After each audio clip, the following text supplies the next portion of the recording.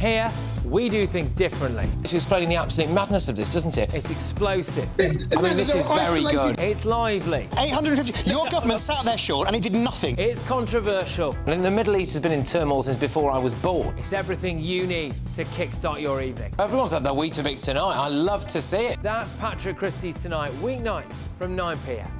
Only on GB News, the People's Channel, Britain's news channel.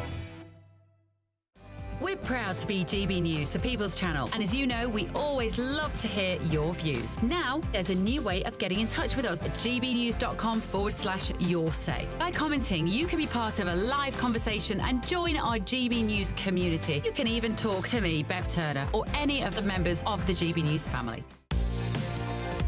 Mornings don't have to be tiresome, especially if you have the right company. Wake up to news as it happens, opinion and debate, and of course, a little bit of entertainment too. Because when the kettle's on, we're on. That's Breakfast on GB News, a show worth waking up for. Every morning from 6 a.m. Only on the People's Channel, Britain's news channel. We'll spread the news, you spread the word. Good Afternoon Britain isn't just about us. The wonderful thing about this programme is it's about everyone watching. It's an interactive programme. Well, there absolutely is something to see here, and we're going to be talking about it more. Whether it's breaking royal news, please bring us up to date, or indeed a particularly punchy speech in the House of Commons. Very, very curious. We bring it to you live, and then we bring you live reaction as well. That's Good Afternoon Britain, weekdays from midday. Only on GB News, the People's Channel, Britain's news channel. Westminster's full of talk, but out here, it's the real world. Am I allowed to talk now? No, that's it.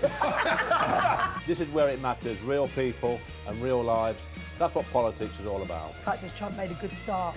No. Straight answers, no spin, and just a couple of pints. How many fingers have I ever got up? About 10. So join me for Lee Anderson's Real World every Friday at 7 p.m, only on GB News. The People's Channel, Britain's news channel.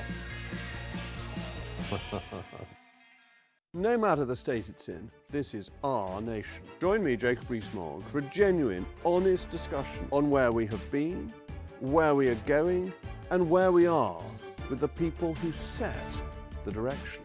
That's State of the Nation every Monday and Tuesday at 8 o'clock.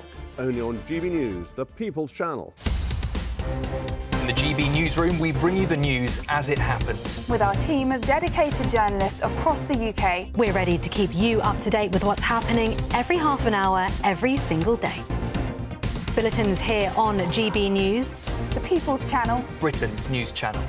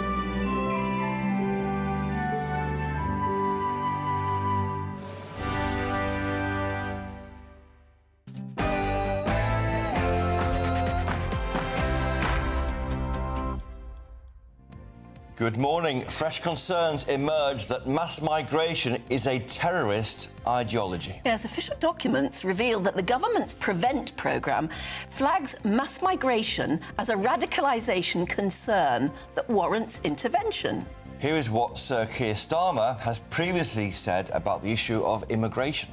We risk becoming an island of strangers, not a nation that walks forward together. Now, this all begs the question, can the government tackle the threat that mass migration poses in Britain? Home Office immigration raids intensify. Nail bars, restaurants and caravan parks across the country are being targeted, with more than 6,000 suspected illegal workers arrested within the past year. Here in Surrey, they're raiding a caravan park suspected of housing illegal immigrants working as delivery drivers. Meanwhile, the row between Donald Trump and Elon Musk reaches new heights as the US president says the tech billionaire has lost his mind. Elsewhere, as a girl who filmed the fatal killing of Bim Coley is spared jail, we're asking, should the courts get tougher on child killers? Motorbike racers take to the Isle of Man TT as they compete on the unforgiving and dangerous 40-mile mountain course. And finally, we'll meet the man who has explored every mile of our coastline. You won't want to miss that. Look at that. Good morning. Well, he may have ended Tottenham's 17-year wait for a trophy, but it wasn't enough to save manager Ange Postecoglou. Spurs chairman Daniel Levy ended the Australians' 2-year reign last night. We'll be reflecting on that and asking who and what is next for Spurs. Hello, good morning. A Met Office warning is in force today for heavy, thundery downpours. This could bring hail, frequent lightning and also some difficult driving conditions. So stay tuned and I'll have all the details. It's just gone 6 o'clock. I'm Christopher Hope. And I'm Anne Diamond, and this is GB News Breakfast.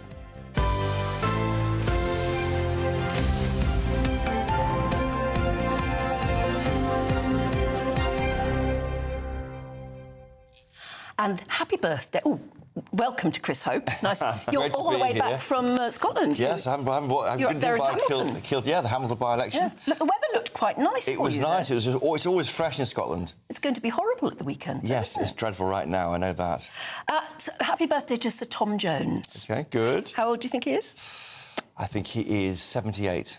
How old do you think he is? I'm going to go 82. 85. 85? Yeah, amazing. Fantastic. So a very warm welcome to you. We're going to talk about this now, but this thing about fear of mass migration is itself a sign of terrorist ideology. In other words, if you are really concerned about the threat of mass migration, you are yourself a terrorist, or you at least you are spouting a terrorist ideology. The Times puts it particularly well, doesn't it? Yes. It says, believing the West is under threat from mass migration has been classed as a terrorist ideology that could merit intervention. This is an online training course by the Home Office, the Prevent programme. Which itself doesn't have a great... No, it doesn't, because it does miss clues, apparently, which it has about previous terrorist attacks. It's ridiculous to say it's looking at your reaction. You're the problem, not what caused it. Yeah, it's a classic. And if you voice concern about it, you could indeed be sort of passing on some sort of terrorist ideology. What does that make of Keir Starmer himself, who said we are becoming an island of strangers? Isn't that voicing concern? He got kudos for recognising that concern from our viewers and listeners. So is he spouting a terrorist ideology, according to Prevent?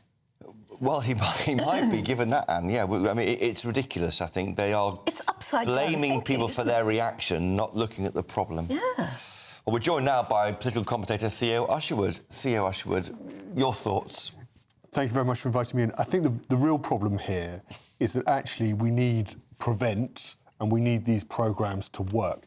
And if they're wasting their time bringing all and sundry into the definition, and many people have concerns about immigration, then they're not going to spot, and you raised this point, Chris, quite rightly, they're not going to spot those particular cases that really need to be brought to the attention of the authorities so they can get to them before they commit. Well, we already know attack. Prevent does fail. Yes, it does, and it shouldn't. Actually highlight people who are a real threat to society. It does fail, Anne, and you're quite right to point out that it fails, and we've had numerous cases where, in the aftermath of a terrorist attack, there's been an inquiry and they've pointed to Prevent as having actually been made aware of this individual that's committed this attack and not actually been able to act. Wasn't that in the case of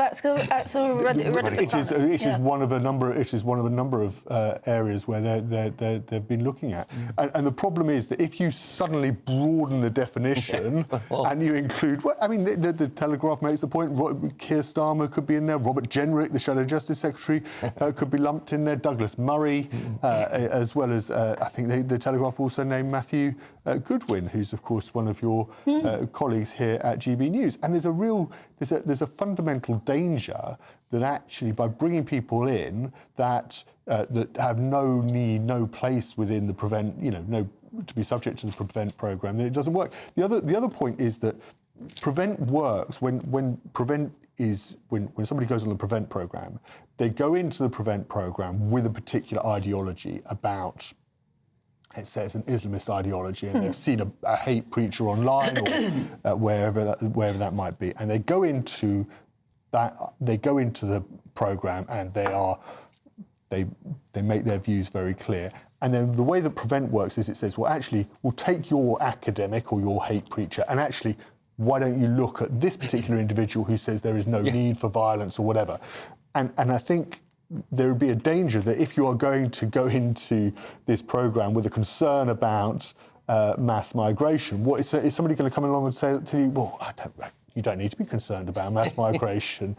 You don't need to. Don't believe your eyes and ears and what you see with those. You are a terrorist. Or those dinghies you're when the they're problem, as you said. It's you're the problem, not that there is a problem. We say the course is on the government's website, .gov.uk, and it states that cultural nationalism is one of the most common subcategories of extreme right-wing terrorist ideologies. This drives, GB News viewers crazy, because they're being blamed for what is a quite normal reaction to a changing society around you. Yeah, look, make no mistake about it. There are Prevent exists not to just pick out one particular form of one particular ideology, and I mentioned, of course, Islamist ideology there, which has been responsible previously for terrorist attacks, but it can also look at ideologies like extreme far-right attacks, and that it exists for that reason. But having a concern about immigration or having a concern about the small boats crossings that we've seen does not fall into that category. It does fall into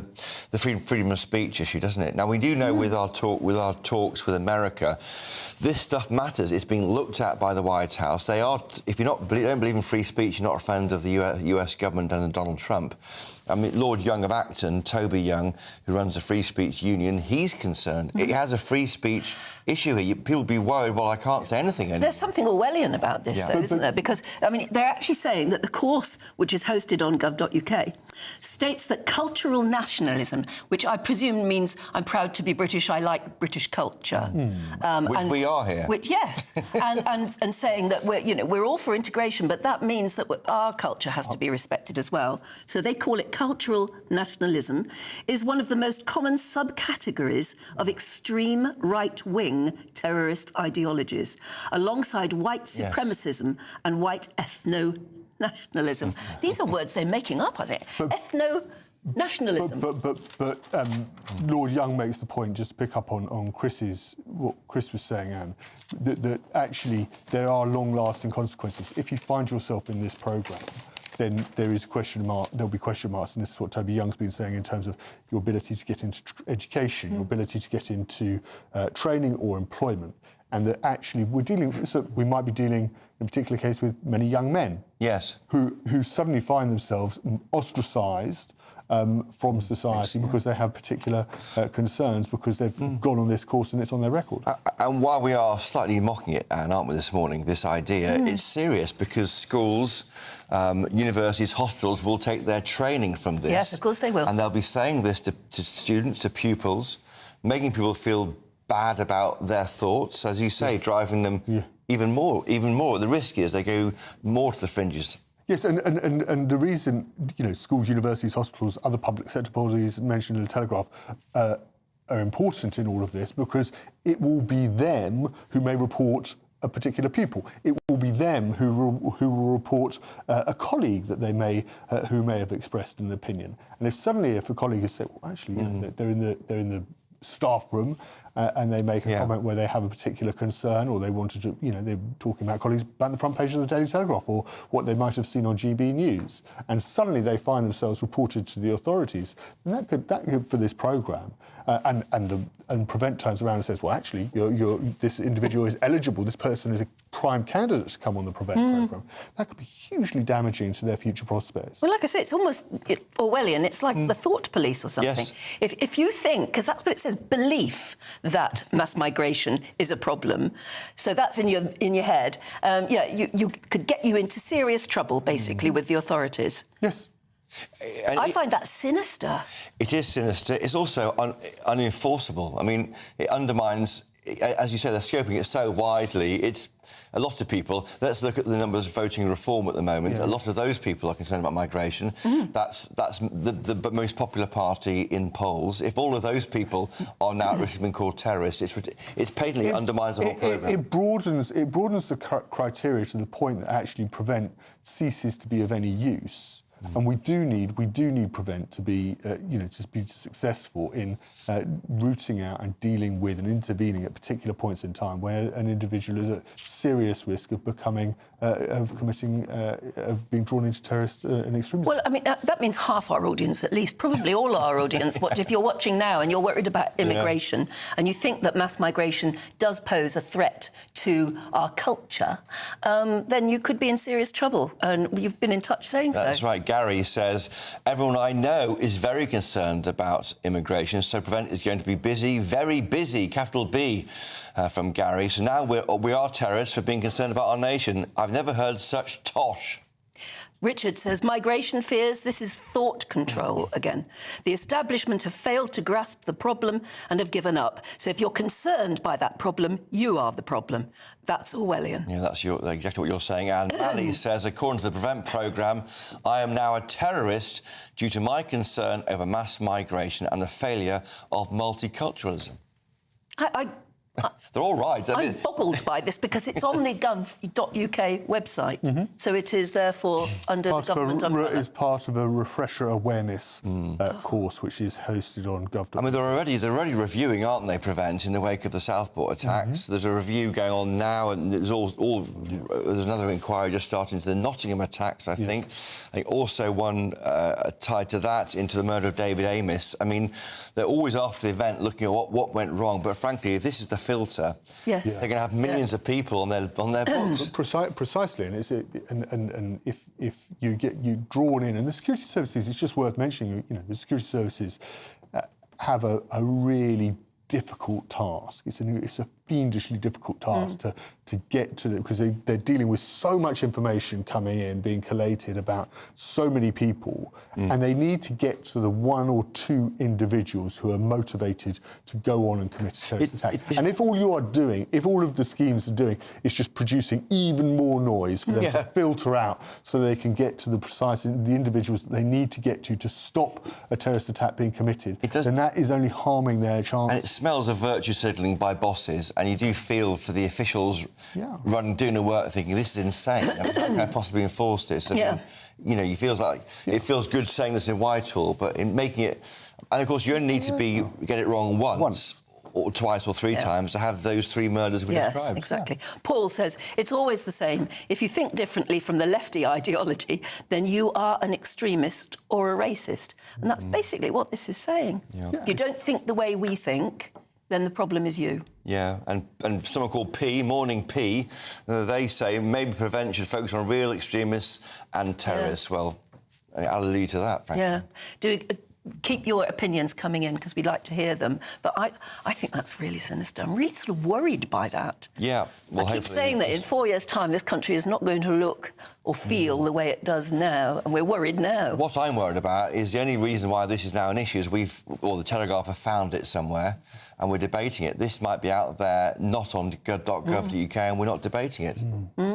The big issue ahead of 9/11, don't forget, think of lessons learned, was there was too much information. Yes. Because people feel... But also two agencies not talking to each other. Yes, not talking, but they missed clues that were there in plain sight. And the problem is with this is you're going to flood, I think, the system with everyone, and it's ridiculous. And it really needs to work. It needs to be successful, because we've seen the victims in Southport, we've seen the victims in it's important that it works. Right across the board. And even Keir Starmer said it when he gave that speech in the wake of Rudy Buchanan's conviction, that he didn't think that there should be such a broad definition of terrorism.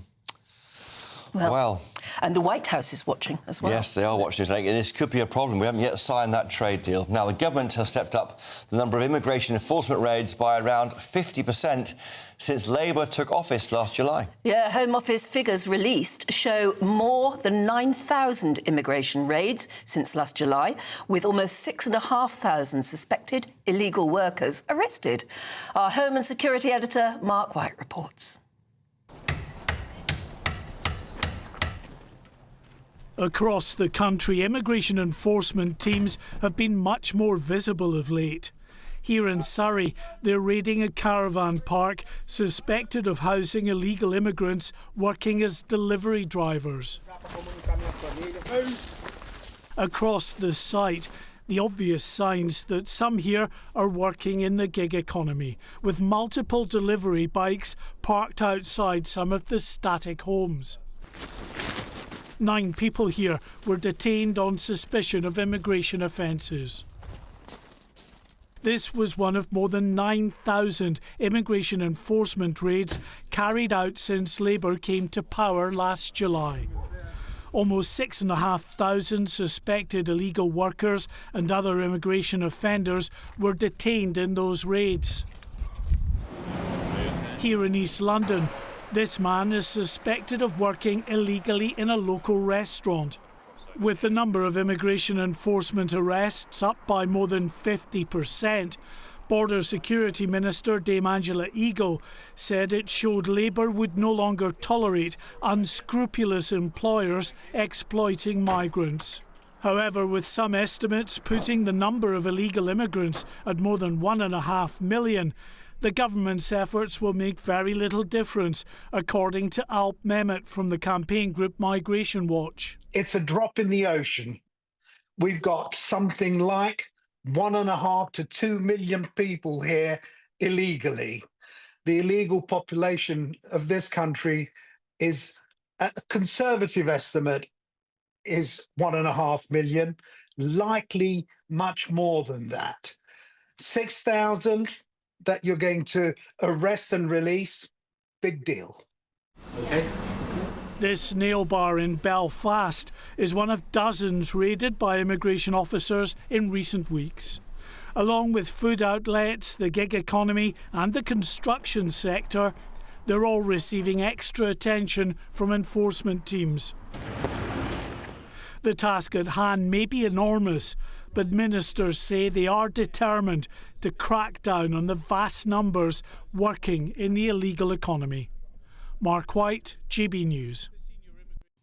And yet, of course, if you could voice a concern about immigration, or certainly mass immigration, you are, as so many people are saying, you are then thought of as possible terrorist yourself. It's an extraordinary world we're living in, isn't it? It really is. At 6:18, let's get the weather now, which I hope is going to be better than rumoured, with Honor Krizik. Not good.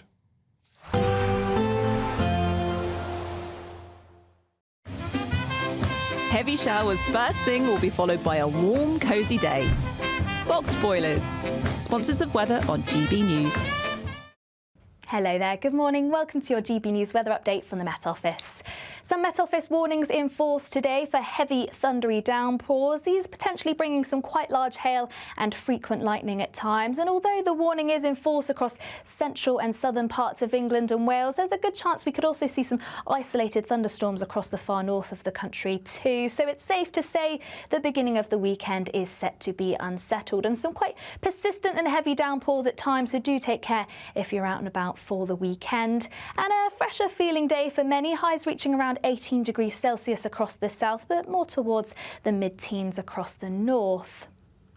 Still a chance of some thundery downpours for the first part of the evening. Heavy showers still sifting their way eastwards across the country. Some brighter spells in between, largely across the far west. But still into the evening, including Northern Ireland, northern parts of England, still plenty of cloud and some showery outbreaks. The best of the dry weather is likely to be across the far north and northwest of Scotland. Now, through the course of the evening, still a chance of some showers for a time, still moving their way eastwards, drifting into the North Sea, and for a time turning a little drier, some clearer skies where temperatures will dip down a little lower, but we'll start to see those winds ease away and more in the way of dry weather as we head towards dawn, but more cloud just about pushing into the west. Still some showers moving through here, but for many, it's turning much drier for the beginning of Sunday. And there is still the chance of some clouds, some showers at times, particularly across the west and across eastern coast for a time as well. But Sunday does look like it's set to be the better day of the weekend. More dry weather, more in terms of sunny spells and much lighter winds too. And temperatures look fairly similar to what they are on Saturday, perhaps a degree or two higher, but it's definitely going to be the more pleasant day out of the weekend as a whole. Bye-bye. There will be a light breeze in the morning, leading to a warm front.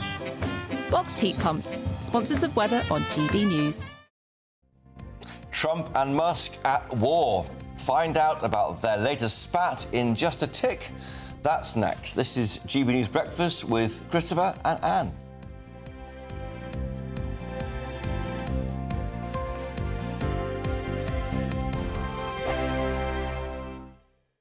We're proud to be GB News, the People's Channel. And as you know, we always love to hear your views. Now, there's a new way of getting in touch with us at gbnews.com/yoursay. By commenting, you can be part of a live conversation and join our GB News community. You can even talk to me, Bev Turner, or any of the members of the GB News family. This is our country, and we think it's amazing. From high tea to the high street, we love it all. Even the rain, we like that too. There's nowhere else we'd rather be. That's why we're here to be the fearless champion of Britain, its voices and its values. Because we are GB News, the People's Channel, Britain's news channel. Good Afternoon Britain isn't just about us. The wonderful thing about this programme is it's about everyone watching. It's an interactive programme. Well, there absolutely is something to see here, and we're going to be talking about it more. Whether it's breaking royal news, please bring us up to date, or indeed a particularly punchy speech in the House of Commons. Very, very curious. We bring it to you live, and then we bring you live reaction as well. That's Good Afternoon Britain, weekdays from midday. Only on GB News, the People's Channel, Britain's news channel. You want to know what's really going on in the corridors of power? Labour don't know what to do with you half the time, and that makes you quite lethal in the chamber. Get behind the headlines with Chopper's Political Podcast. Join me, Christopher Hope, as I sit down with the great and the good of British politics. We'll see where this ruling takes us. These are the stories shaping our nation. Chopper's Political Podcast, available now on all platforms. Listen in and stay ahead. Mornings don't have to be tiresome, especially if you have the right company. Wake up to news as it happens, opinion and debate, and of course, a little bit of entertainment too. Because when the kettle's on, we're on. That's Breakfast on GB News, a show worth waking up for. Every morning from 6 a.m. Only on the People's Channel, Britain's news channel. We'll spread the news, you spread the word. From the school run to the home run, watch a new show for all of Britain. He can say whatever he wants. A straight-talking show where all voices are heard. And, you know, when are we going to stop talking about smashing the gangs and actually do it? With the stories that matter from every part of our country. There's a bit of a crash landing there for your Chancellor. Bold, fearless and standing up for you. That's me, Martin Daubney, 3 p.m. till 6 p.m, weekdays, here only on GB News. The People's Channel, Britain's news channel. I'm Nana Acquia. This is GB News, Britain's news channel.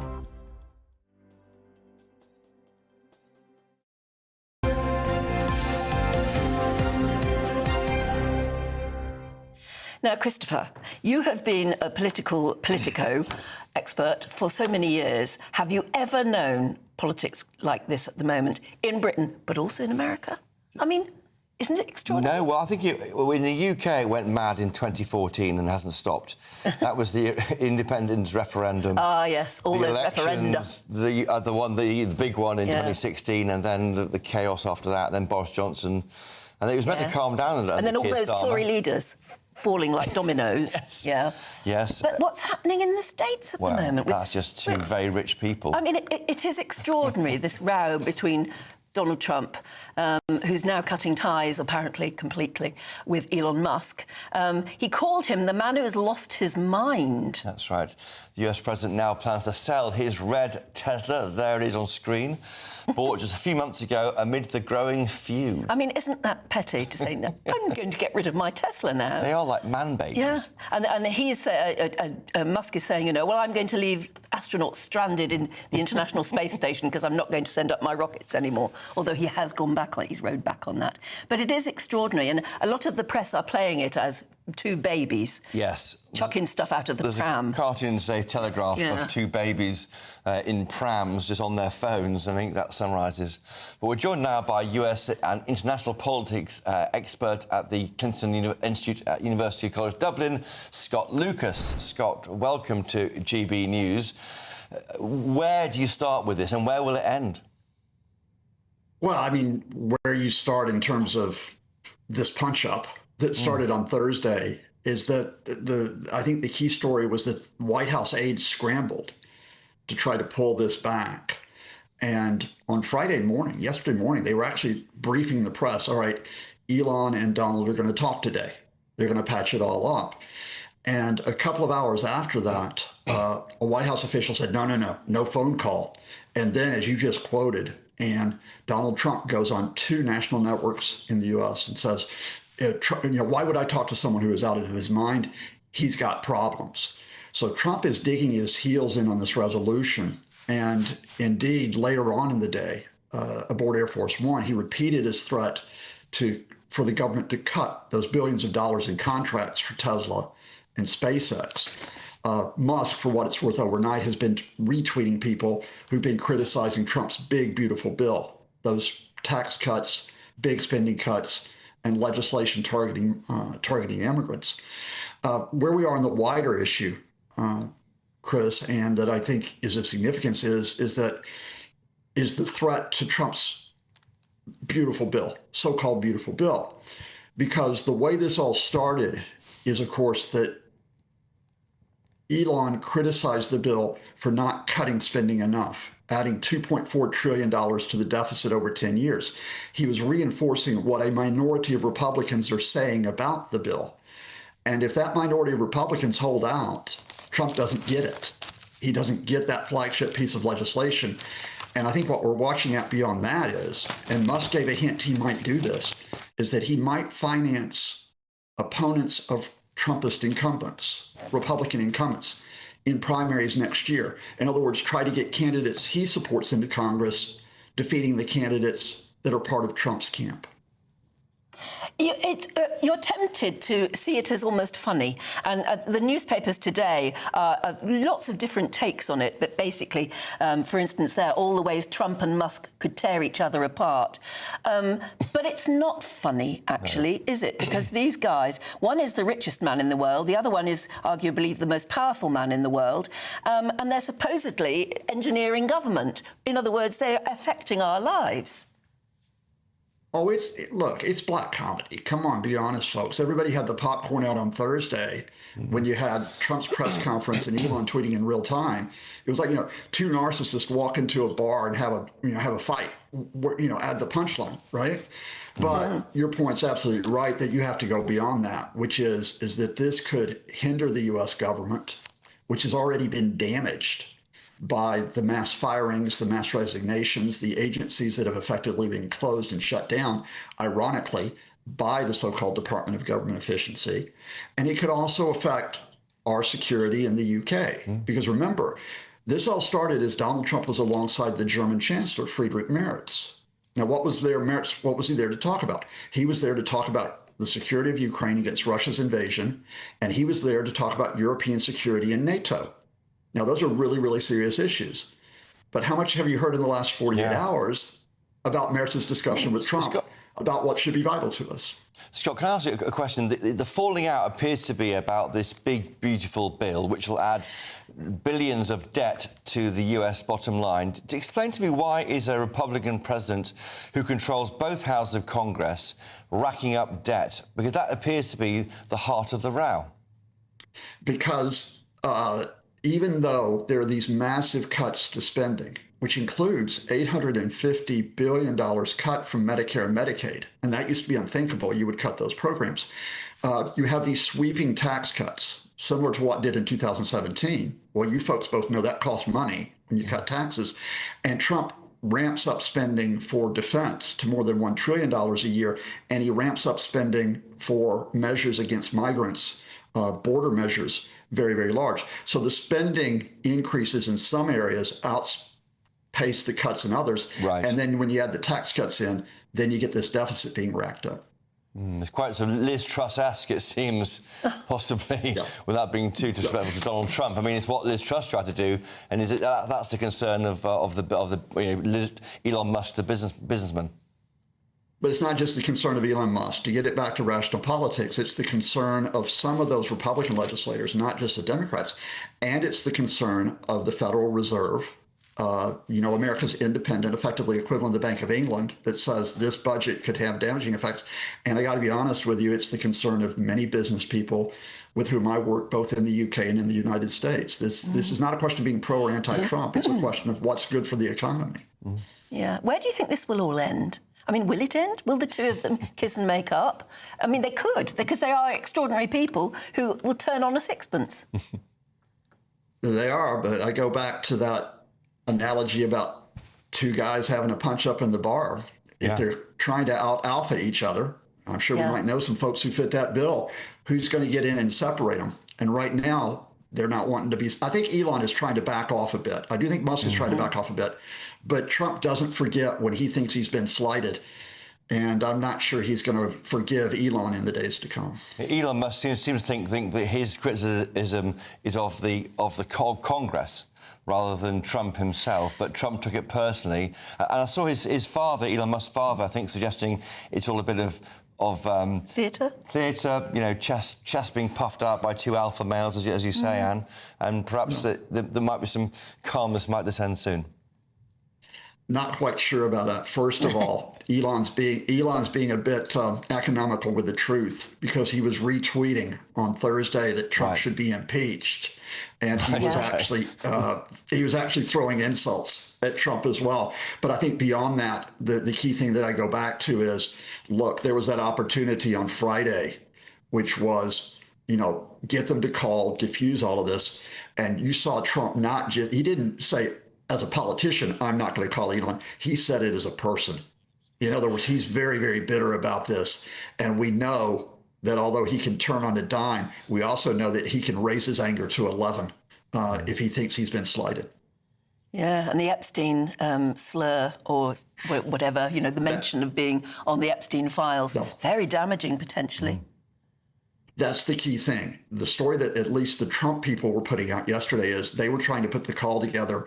But when Elon put out that tweet about Donald Trump being linked to Jeffrey Epstein's worst crimes, something, by the way, that has never been established, then, Trump basically said, if you're going to go and effectively say I'm a pedophile, then that's it. I'm not going to kiss and make up. And I have to emphasize that because there's some Trumpist spokespeople yesterday, including on major British outlets, who were saying this is all manufactured. This is all a bit of a show, so Elon can go back to his businesses and Trump can look tough. And that they will make up. That's a conspiracy theory that doesn't hold any water whatsoever. Scott, can I ask, just taking it back to the UK, how does this affect GB News viewers and listeners? These are two, powerful people rowing, as you say, it's a popcorn moment for people reading newspapers and maybe watching GB News this morning. But how does it actually affect our viewers' day-to-day lives? Well, you can start with some general things, which is that the stability of the U.S. economy is something that affects economies around the world, right? And you talked earlier, we're trying to get a trade deal with the U.S., but you're getting chaos, which comes out of the States. It affects security when you've got these crises in Europe with the Russian attacks. But here's a specific one that's quite interesting. Remember that Donald Trump and Elon Musk have both been given big support to the Reform Party. even though yes, Elon Musk fell out with Nigel Farage. Now, in the last few weeks, the Trumpists had been making a big push to promote the Reform Party, including a couple of their key people who spoke with GB News on Sunday mornings, Charlie Cook and Jason Miller. And Elon was continuing to tweet in support of the Reform Party. Now that Trump and Musk have fallen out, and given what has happened in the Reform Party over the last 48 hours, does it take some momentum out of that attempted campaign by the Trump and the Musk camps to put reform into number 10? Yes, that is interesting, isn't it? It just shows that fallout could be, well, unpredictable. We'll wait and see. Yeah. Scott, thank you so much. Lovely to see you this morning. Fascinating political times, huh? It really is. Now, we're counting down to your best summer so far with £54,321 in tax-free cash to be won. It's the biggest cash Great British giveaway to date, and it could all be yours.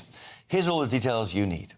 We're kick-starting summer in 5, 4, 3, 2, 1 with your chance to win our biggest cash prize to date, as there's an incredible £54,321 in tax-free cash to be won. What would you spend it on? A brand new car, the holiday of a lifetime, or just the chance to sit back, relax and remove some of those day-to-day financial stresses? £54,321 in tax-free cash has to be won. For a chance to win £54,321 cash, text cash to 63225. One entry costs £2.50 plus one standard network rate message, or text bonus to 63225. 5 entries cost £5 plus one standard network rate message. Go to gbnews.com/win. Entries start at £2.50. Call 0903 686 3232. Calls cost £2.50 plus your network access charge, or post your name and number to GB14 PO Box 8690 Derby DE1 9TT.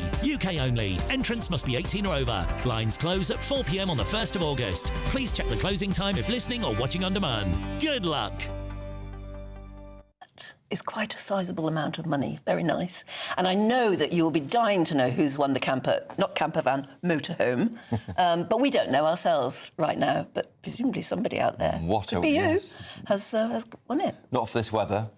No, not really. Although it might be useful in the Isle of Man. OK. We'll take it, although I don't know. Maybe not at the moment, driving around the Isle of Man. Anyway, right now, it's time for our daily reflection. The GB News Daily Reflection. Hello, my name is Marjorie and I'm a Baptist minister at a city centre church in Sheffield. We are back to our theme of waiting today. At the start of the week, we reflected on the fact that there is a difference between waiting for something that we long for, that we know will eventually come, such as waiting for the summer season after winter, or waiting for a birthday that we anticipate, and then waiting for something that is unknown. Life carries much mystery. Probably the older that we get, no matter how strong our faith may be, there will be questions of life and personal circumstances that then raise more questions than answers. Waiting for answers and waiting for what will be may often be difficult. On one occasion, in Matthew's Gospel, in chapter 25, Jesus tells a parable of 10 bridesmaids waiting for their bridegroom.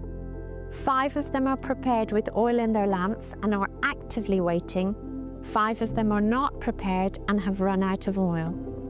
When the time comes for the bridegroom to return, they try to borrow oil and then they have to leave and go to the shops, thereby actually missing his arrival.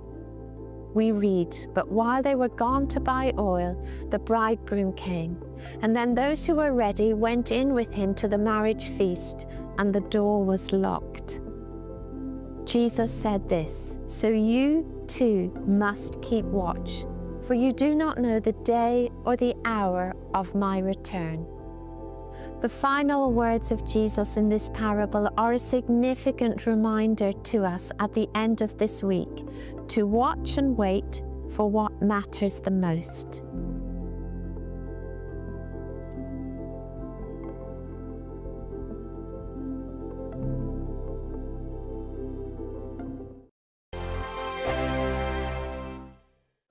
We're proud to be GB News, the People's Channel, and as you know, we always love to hear your views. Now, there's a new way of getting in touch with us at gbnews.com/yoursay. By commenting, you can be part of a live conversation and join our GB News community. You can even talk to me, Bev Turner, or any of the members of the GB News family. Good afternoon, Britain. Weekdays from midday. I think there's a real culture shift when you leave the forces, which some people really struggle with. Not all do, many don't. You know, of those 2.1 million, not everybody's struggling with loneliness and isolation. But those that do really struggle to find their way, and then you get in that spiral. They've been institutionalised. They've been in a with other men or other women for many years. So you've lived in that community. You've felt valued. You've had purpose. You've had a great team and an identity, and then in some cases you don't. And when you lose that, some people struggle with that. And so Friday, as you saw, is an environment where you can bring that community back together again. And it might actually be that some of the people to whom the army is an appealing option are already the kind of characters that want that security and they need that routine and stability, especially as younger men maybe. And so to have that taken away must be difficult. What more can be done, Richard, to help veterans when they do transition out of the army? I think there's some good mechanisms in place for people to transition from all three services, Army, Navy, Air Force.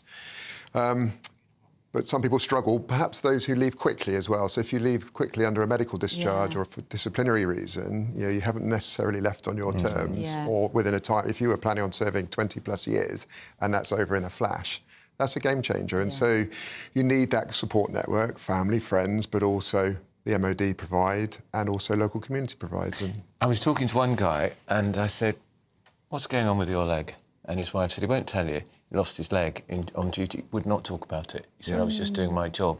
That's when it's incredibly humbling. And we saw a lot of this at VE Day. Bev and I were down at the Palace for 5.5 hours and we met some extraordinary figures. And it does, you do feel a sense of humility in their presence. And then you see some of them are sleeping rough on our streets. GB News, the People's Channel. Join me, Nana Akwe, for an informative, interactive news programme with a difference. It's fun. No, he didn't say that, Dave. I'm so surprised. I think there's an element of truth to that. Join me from 3 p.m. every weekend, only on GB News, Britain's news channel. What is the state of our economy? What is the state of our National Health Service? What is the state of our schools? What on earth is going on? Understanding Britain means understanding the state we are in. This is State of the Nation with me, Matt Goodwin, Wednesdays, Thursdays and Fridays from 8 p.m. on GB News.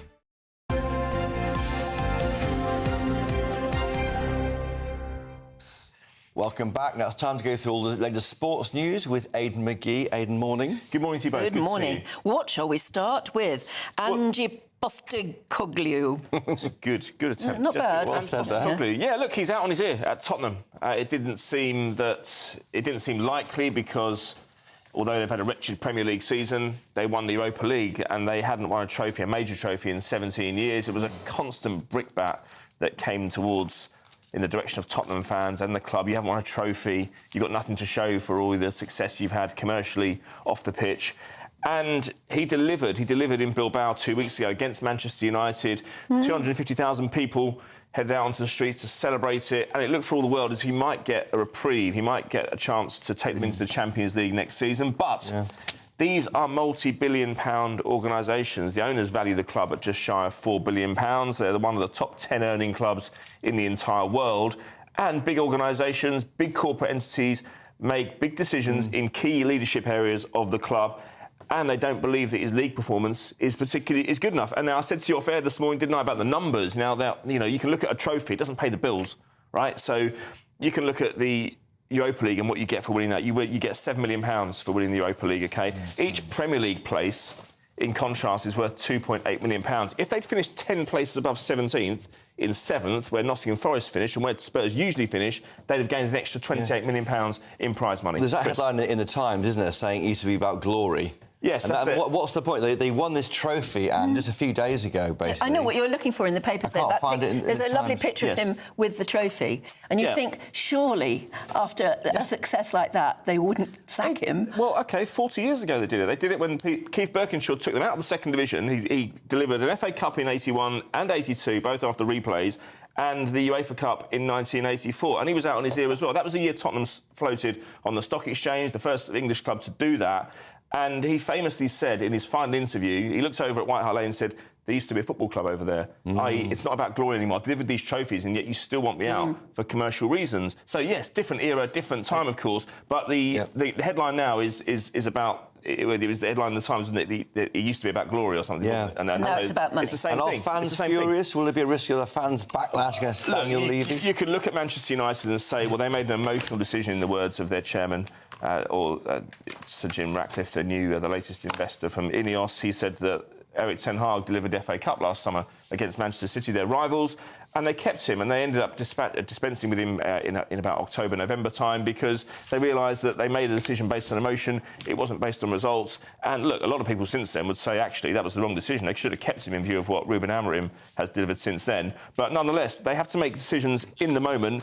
And in terms of who could replace him, well, look, this is going to be expensive for Spurs. If we are talking about money, Anne, and we talk about the revenue that he maybe lost, Ange Postecoglou, well, they're going to have to pay about £5-6 million to get rid of him. They're going to have to give him £2 million for winning the Europa League. They're going to have to sack all his staff. They're not cheap either, because they're experts in their field. And they'll all be under some sort of golden handshakes contract. I would have thought so, because I would think they would be incentivised as well, the same way the manager was. But Thomas Frank, if you want to buy him out of his contract at Brentford, who's been hugely successful there over a number of years, well, his buyout clause is £10 million. Now, you add it all up, you're looking at a bill of about £20 million just to change the manager. But there's a saying in football, strengthen when you're strong. Man United win the treble, they buy Ruud van Nistelrooy. If they feel that going into the Champions League next season, they can get an upgrade on Ange to take them into that competition where there's even more money on the table, then they will do it. And it looks like they're going to do that now. OK, well, we won't feel too sorry for him then. Next time round, can we talk about Novak Djokovic? Without doubt. Because that's fairly interesting as well. And I forgot to watch it last. I can't believe it. The final's going to be breathtaking. It's because the sun came out and I went out into the garden. I mean, the sun wasn't meant to come out yesterday, but it did, quite by accident. And not so I went today. out and did some gardening. Not today, no. Anyway, thanks, Aidan. We'll see you again in an hour. Still to come, we're going to be going through the papers with Duncan Barks and Jennifer Powers. There they are. And if you're in search of some holiday sun in the meantime, here is the forecast for some of the top European destinations. Ready to soak up that holiday sunshine? Won't we need some cover? No worries. All sorted. All Clear Travel Insurance sponsors GB News Travel Destinations Forecast. The heatwave continues across parts of Europe, temperatures pushing into the high 30s, and this is bringing some severe thunderstorms in places. But for many areas across Spain, Portugal, the Canary Islands, largely dry and settled, plenty of sunshine. The main risk of thunderstorms is going to be across northern Italy, Austria, perhaps southern parts of Germany, but elsewhere across the Mediterranean, staying dry, lots of hot sunshine. And this continues into next week, so feeling very warm indeed. All Clear Travel Insurance sponsors GB News Travel Destinations Forecast. Good Afternoon Britain isn't just about us. The wonderful thing about this programme is it's about everyone watching. It's an interactive programme. Well, there absolutely is something to see here, and we're going to be talking about it more. Whether it's breaking royal news, please bring us up to date. Or indeed a particularly punchy speech in the House of Commons. Very, very curious. We bring it to you live, and then we bring you live reaction as well. That's Good Afternoon Britain, weekdays from midday. Only on GB News, the People's Channel, Britain's news channel. Welcome back to Britain's Newsroom with Andrew and Beth. Hello everyone, Patrick Christie's here. I'm Michelle Chu, Britain's news channel. Access the stories that matter to you. Take the GB News family with you on any device. And as long as you have an internet connection. Tune in to GB News, anywhere on the planet or beyond. GB News, the People's Channel, Britain's news channel. In the GB Newsroom, we bring you the news as it happens. With our team of dedicated journalists across the UK, we're ready to keep you up to date with what's happening every half an hour, every single day. Bulletins here on GB News, the People's Channel, Britain's news channel. From the school run to the home run, watch a new show for all of Britain. So he can say whatever he wants. A straight-talking show where all voices are heard.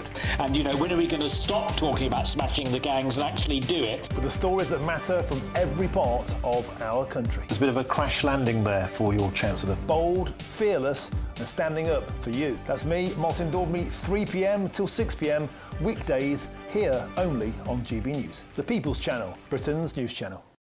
Westminster's full of talk, but out here, it's the real world. Am I allowed to talk now? No, that's it. This is where it matters, real people and real lives. That's what politics is all about. In fact, has Trump made a good start? No. Straight answers, no spin, and just a couple of pints. How many fingers have I ever got up? About 10. So join me for Lee Anderson's Real World every Friday at 7 p.m, only on GB News.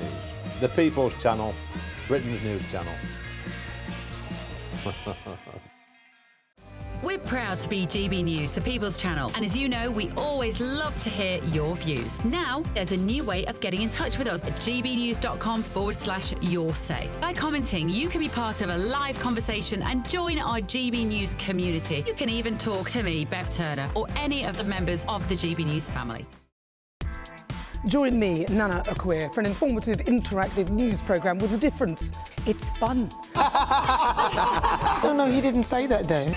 I'm so surprised. I think there's an element of truth to that. Join me from 3 p.m. every weekend, only on GB News, Britain's news channel.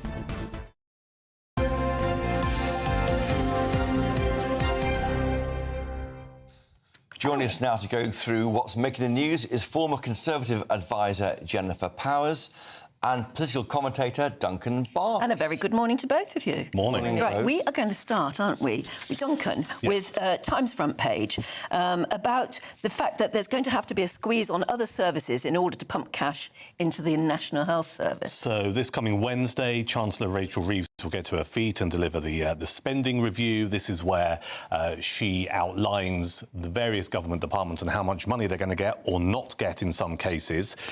Front page of the Times here talks about a lot of money going into the NHS. £30 billion, that's what they're saying here, but as a result of that, there'll be other departments who won't be getting the funding that potentially they would like, and the Times is saying this morning there'll be services such as police and councils who will not be getting the dosh that they need. And of course that has an impact on everyone who's watching us this morning and listening on GB News. You know, you want your councils to be well funded in order to deliver local services. I think we all want police spending to at least be maintained, because I talk to people and they say, you know, some parts of this country feels quite lawless in many ways. So it's interesting. It's not a surprise because, of course, there was a big electoral pledge in order to try and get waiting lists down. So they're going to chuck a load of money at the NHS. Well, what is interesting, there are some people in the world of the NHS saying, look, this is all well and good, but actually you need reform in how services and treatment is delivered. Time and again, they say it's not more money because you could just dump it and it'll disappear in the NHS. It needs to be changed. Well, and the government's been criticised before for making pledges, for instance, with pay rises for the public sector without, you know, also some pledge for reform by working practices and so on. And we see that with defence spending as well. I mean, Chris, you'll have covered that over the last week with the spending review. With that increase from 2.3 to 2.5%, it's $5 billion a year. How is procurement of defence services going to change? To your point, Duncan, how is the NHS functioning going to change to take... I mean, Blair's government did it. I mean, you know, with the issue of spending increase of that productivity improvements. But Jennifer, you've been looking at Kevin Badenoch, haven't you? Well, indeed. So this was in response to Trump and the American White House coming out with a blanket travel ban for citizens of certain countries, including Iran, Afghanistan, Myanmar and Haiti, due to supposed national security risks. And Badenoch was asked about this, and she said that she thought that it was viable in certain scenarios. That's in the Daily Mail today, page 4. Absolutely. Yeah, that's fascinating, actually. Just finally, Duncan, there's a great headline about a Greg story. Yeah, I've got a professor. You've only got 10 seconds to tell us it. OK, Land of the Rising Crumb. It's about Greg's sausage rolls, and Madame Tussauds, the Waxwork Museum, have got a waxwork of a sausage roll. All hail the great sausage roll and a great British company that is Greg's. But no waxwork of the Prime Minister. Right, we've run out of time. I'm so sorry, but we'll make much more time for you next hour. Honor Krizik has the weather for you.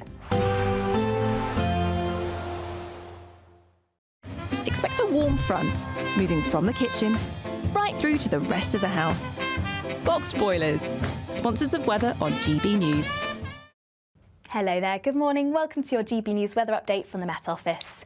Some Met Office warnings in force today for heavy thundery downpours. These potentially bringing some quite large hail and frequent lightning at times. And although the warning is in force across central and southern parts of England and Wales, there's a good chance we could also see some isolated thunderstorms across the far north of the country too. So it's safe to say the beginning of the weekend is set to be unsettled, and some quite persistent and heavy downpours at times. So do take care if you're out and about for the weekend. And a fresher feeling day for many, highs reaching around 18 degrees Celsius across the south, but more towards the mid-teens across the north.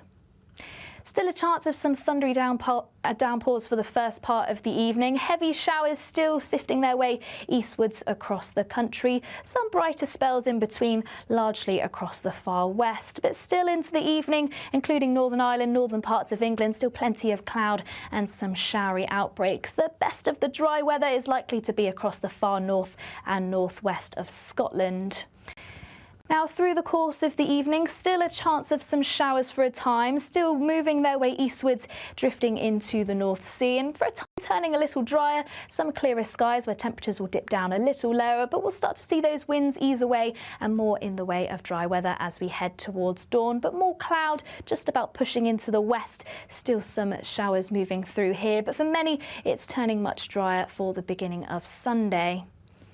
And there is still the chance of some clouds, some showers at times, particularly across the west and across eastern coasts for a time as well. But Sunday does look like it's set to be the better day of the weekend. More dry weather, more in terms of sunny spells and much lighter winds too. And temperatures look fairly similar to what they are on Saturday, perhaps a degree or two higher, but it's definitely going to be the more pleasant day out of the weekend as a whole. Bye-bye.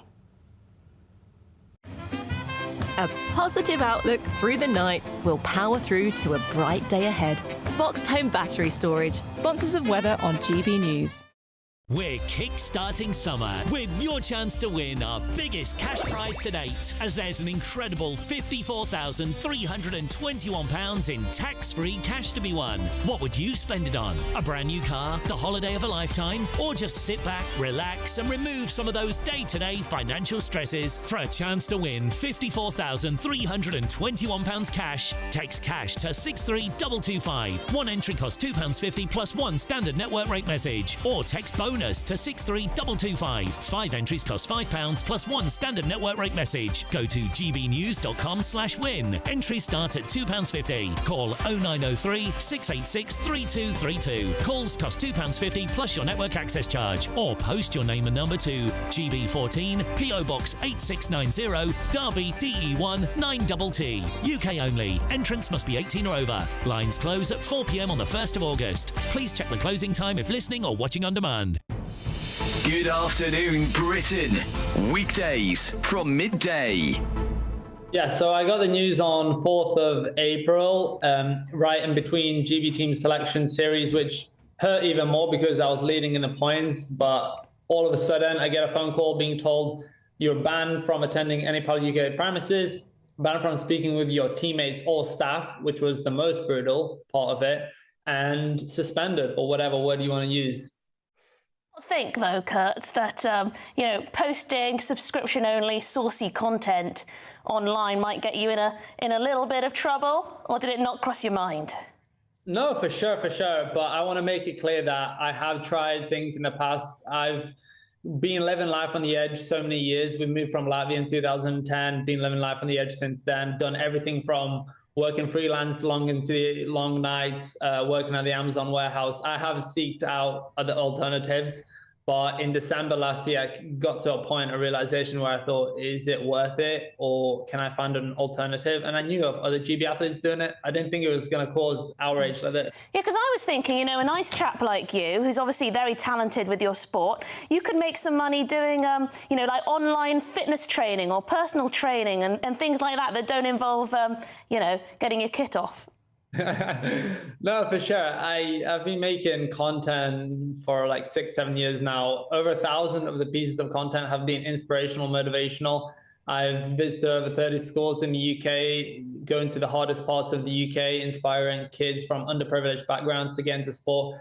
I've tried that, but I don't know, I found that in this day and age, unless you are smart or find some little controversial thing you can hold on to, it's going to be hard to get attention and sponsorship. GB News, the People's Channel.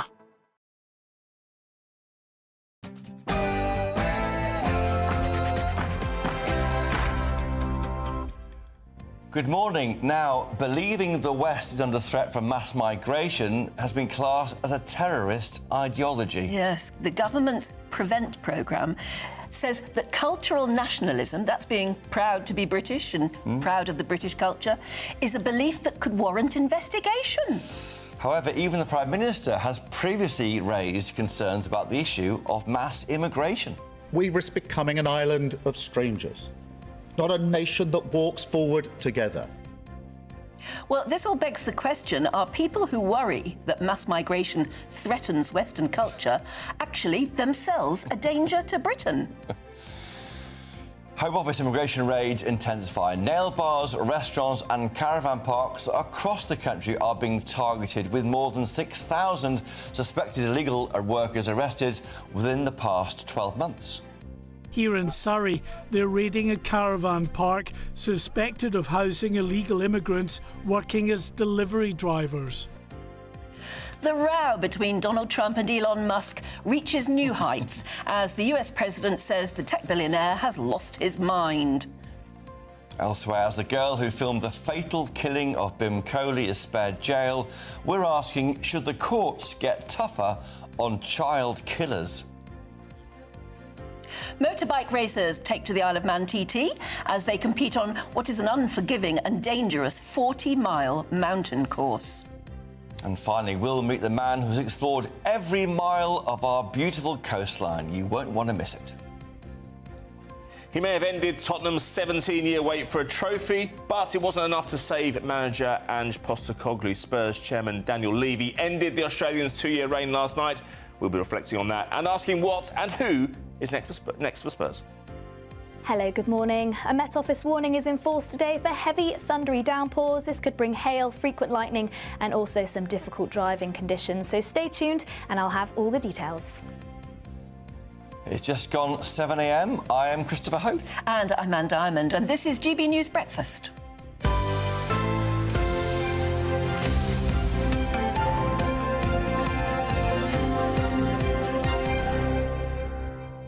Getting in touch, and thank you very much for doing that, saying, my goodness, we're in fact, somebody said, good morning, terrorists. Oh, my goodness. And what they're saying is to believe, as so many I know of our viewers do, to believe that mass migration may be causing a problem or at least a concern about the way we, who love the British culture and love being British, it makes you a sort of almost on a par with terrorists yourself. It's crazy. Now, this all comes from the government's anti-radicalisation programme. It's deemed that concerns about mass immigration are now a terrorist ideology. Yeah, it's Prevent, which has flagged cultural nationalism as a possible sign of radicalisation. Not surprisingly, free speech advocates say this definition goes far too far, prompting fresh concern about the effectiveness of the Home Office body that's there to keep us all safe. And yet politicians, even the likes of our Prime Minister, Keir Starmer, have all raised concerns over mass immigration. We risk becoming an island of strangers, not a nation that walks forward together. So when you have an immigration system that seems almost designed to permit abuse, that encourages some businesses to bring in lower-paid workers rather than invest in our young people, or simply one that is sold by politicians to the British people on an entirely false premise, then you're not championing growth, you're not championing justice, or however else people defend the status quo. So Keir Starmer there saying things which are now questioned by the Home Office. We're joined now by political commentator Theo Usherwood. Theo Usherwood, this seems ridiculous. Yes, so this is a refresher awareness course, which is part of an annual training programme. And this is provided, and this, actually the report's followed up, it's also in the Times as well as the Telegraph today, and it's provided to police officers, health workers, teachers, those who work in the public sector. They go online, what do we need to look out for? That's the point of this course. And then when they are interacting with the public, they know the warning signs. And on the basis of having done this refresher course, they can then make a referral to Prevent and make, you know, that they need to bring in this person for the Prevent programme because they've expressed views. You would normally, think that, and this would be a perfectly reasonable view, that if you have somebody who is expressing an ideology with a particular ideology that you would see as a forerunner to committing an act of extremism or an act of terrorism, I should say, then that would be the obvious way to, that would be an obvious cause for concern, and you would make then a police officer or nurse or doctor or whatever would make a referral, teacher even. And the concerning thing about this is that what it appears now to be drawing in is that if you have a concern about immigration, if you have a concern about what you've reported here on GB News day in, day out with the small boats crossings, what you heard from our own Prime Minister, Keir Starmer there, about the country at risk of becoming an island of strangers, if you hear those types of comments, according to this refresher course, then that would be reason to make a referral to Prevent. So if, for instance, you take that line that a child in school says to their teacher in one of those lessons where they're all discussing things, my mum and dad are going to vote Reform UK because they're worried about mass immigration, and I feel the same way. Is the teacher going to actually feel that they have to put a little sort of mark against that child's name? Yes. Because, you know, and the inference being that he's coming from a home that actually might be suspicious. And this is the concern of Lord Toby Young, who, of course, is General Secretary of the Free Speech Union, and he says, whilst not defined in law nor subject to statutory constraint, the definition in the training course expands the scope of suspicion to include individuals whose views are entirely lawful but politically controversial. And that's a letter that he's written to the Home Secretary, Yvette Cooper, now asking for some clarification. Now, the Home Office says Prevent, this system, is not about restricting debate or free speech, but about protecting those susceptible to radicalisation. But this looks like it is attacking free speech, and it'll be noted, won't it, by our allies in the White House. They are concerned about this country's approach to free speech. Trump is personally concerned about this. They see people being arrested for tweets. I do know that the White House has been in touch with Number 10 about that very speech about immigration. It's noticed by the White House. They see finally this country is talking the same language as the Trump White House. This damages that. And of course, you rightly said just when we were discussing this first hour that the trade deal it's not been completely signed, sealed and delivered. And if Trump personally is very concerned about this, his Secretary of State, Marco Rubio, is very worried about, JD Vance is very worried about this. They're particularly concerned about the Lucy Connolly case and the length of sentence, 31 months in prison. And they will be looking at this, and you know, that partnership with America is incredibly important. And if they feel that their politics, their brand of politics, is suddenly under the microscope of officialdom within the UK from the Home Office and the British government, then that is not going to go down well. That is not going to sit well with the White House. But more broadly, I think it creates a hornet's nest. Well, not even a hornet's nest. It creates just a sort of such a wide scope for the security services to then start picking up individuals whose views are perfectly legitimate. This is important. It's important that programmes like Prevent and Channel, that they work and they're effective, because they are the tools that are used to ensure that we do not have terrorist attacks on the streets of this country. And if they're suddenly inundated with thousands upon thousands of, there may be even some of your viewers here at GB News. And Diamond.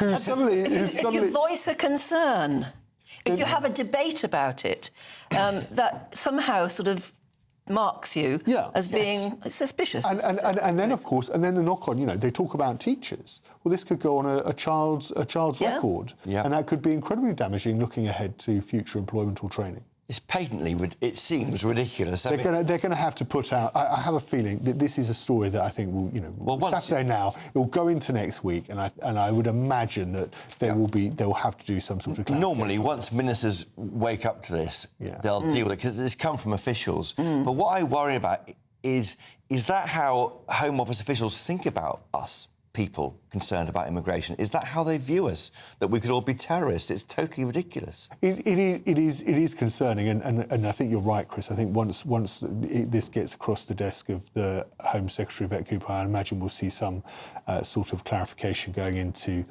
next week, and I'm sure Kemi Badenoch, the Conservative leader, will be raising this. Nigel Farage, no doubt, will as well. So the pendulum will come back the other way. But you raise a valid point. That is this how we are, you know, or many members of the British public are seen who have concerns about immigration. I mean, I certainly hope, don't you, that our politicians, Kemi Badenoch, as you said, Yvette Cooper, I don't know, are going to be outspoken about this. Will they have the courage to be outspoken about this? I'd have thought so. I think it clearly offends against freedom of speech, all the things they profess to talk about. It's freedom of thought as well, because it says belief that mass immigration is a problem. It qualifies you as being... It creates a boil, it creates resentment. And it's important that when, you know, dealing with this issue, that, you know, the government is seen to be fair and reasonable and just applies some... It seems to me that there's some kind of a virtue signalling, box ticking in the Home Office. But if you're trying to...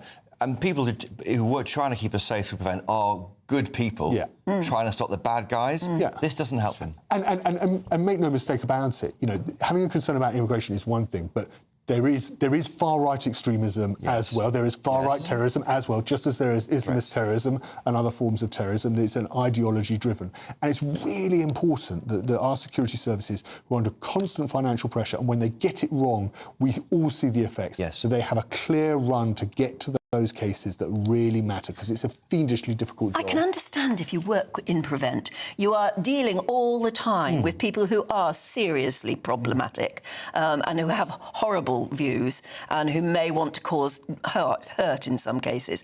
And maybe they just get overwhelmed by that. They see so much of it. And their objectivity falls, doesn't it? But to call love of your country and a belief that we have a cultural, a culture that we want to preserve, to call it cultural nationalism is terribly Orwellian, isn't it? They're making up words that make us sound as though we're all terrorists. Well, anyway.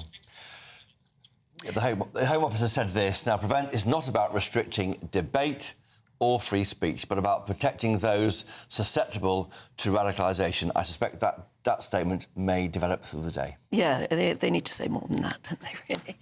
They need to. And do you think Yvette Cooper will do anything about this? Well, I mean, look, the Commons is sitting next week, and I'd imagine that this story will, you know, if it's not subject to a statement, then I'm sure an opposition MP is going to ask an urgent question on the floor of the Commons. So MPs over the top of their newspapers will be... And we'll be raising their coffee out Monday morning in the lobby briefing with the Number 10 spokesman. Now, yes, let's look to the States because things are getting, well, ridiculous there as well. President Trump is cutting ties with Elon Musk. Right, we know that. But then he went and called him the man who has lost his mind. Blimey. The US president now plans to sell his red Tesla. There it is on screen, bought just a few months ago amid the growing feud. How do you make any sense of this? Well, let's talk to somebody who possibly has to make sense of it to her students, and that's American politics lecturer Cheryl Hudson. Good morning, Cheryl. Good morning. Cheryl, this looks like two overgrown babies rowing. Is that unfair? Well, we have grown used to Donald Trump being very petulant, kind of name-calling his political opponents. You know, there was Sleepy Joe and Crooked Hillary and all of this. But in Elon Musk, he seems to have met his match. And they seem both quite able to call each other names, say outrageous things about each other. I mean, it is a little bit of a childish spat. and it's all been very entertaining on Twitter with the exchange. But they've both got very big jobs and serious things to do.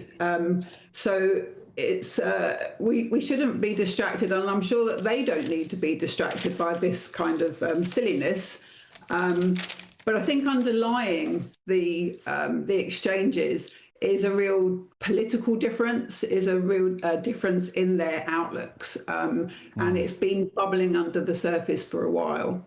Cheryl, we've got a cartoon on page 20 of the Today Telegraph titled "The Two Most Powerful Men in the World," which shows two babies in prams. You're seeing it on screen now for those who can't see the screen. They're tweeting each other with rattles and the teddy bear on the floor. And I know it's funny in one way, but it's not in the other, is it? Because one is the leader of the free world, if you like, and a man whose policies will seriously affect us, and the other is the head of X, the head of SpaceX, and the richest man in the world. It's not funny anymore, is it?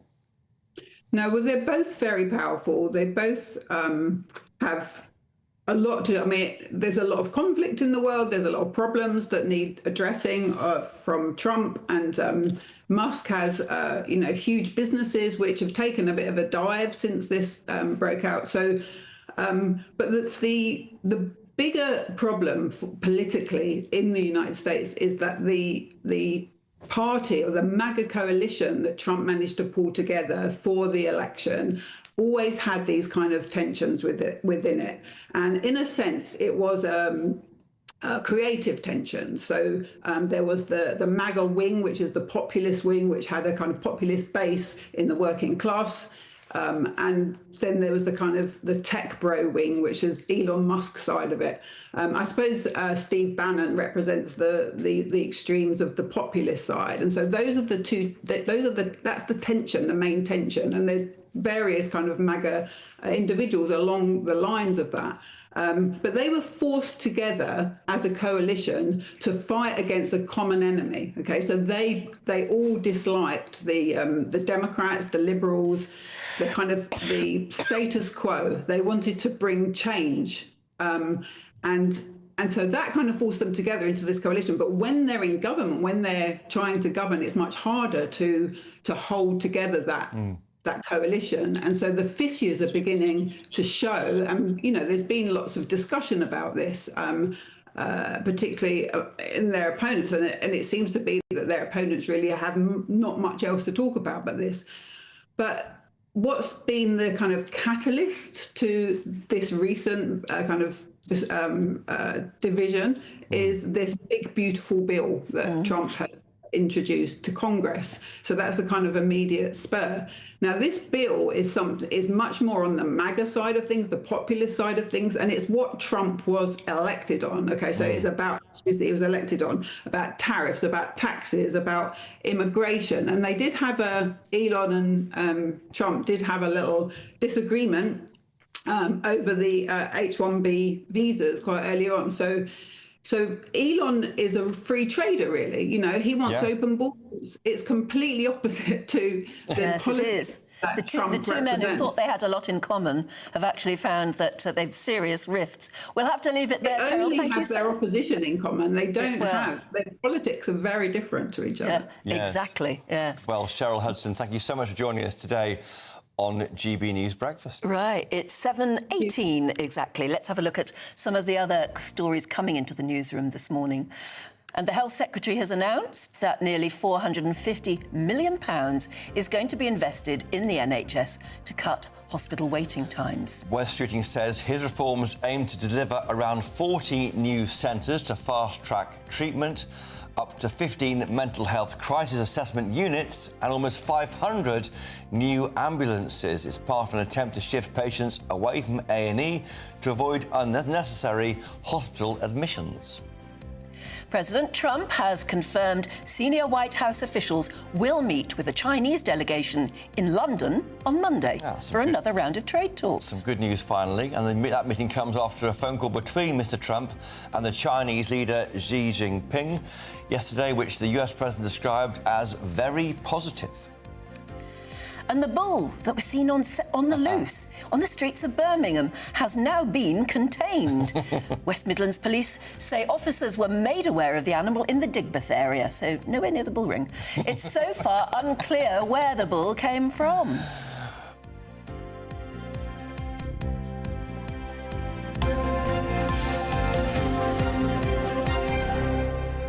Genius. No one knows why it was there. No. The weather now with Anna Krisick.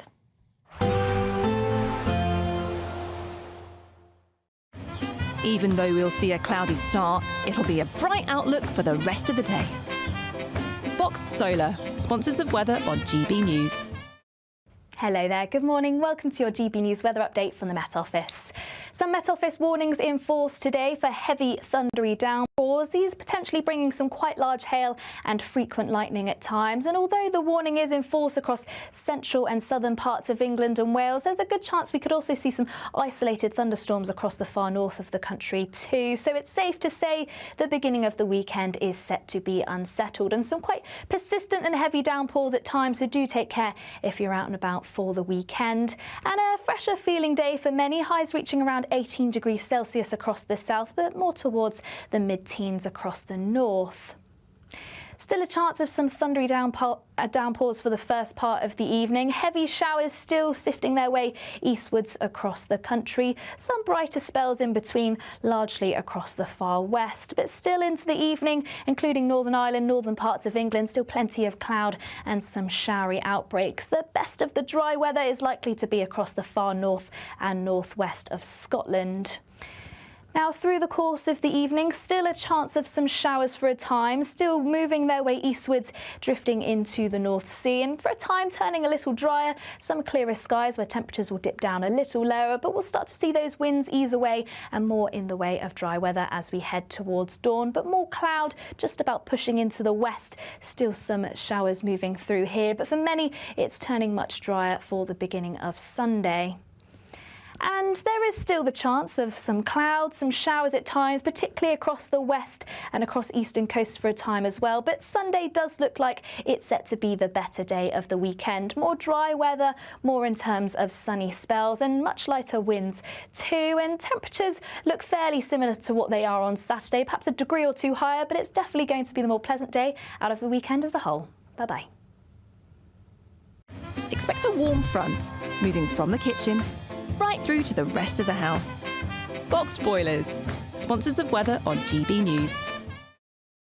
Now we're counting down to your best summer so far with £54,321, that's 54321, in tax-free cash to be won. It's the biggest cash Great British giveaway to date, and it could all be yours.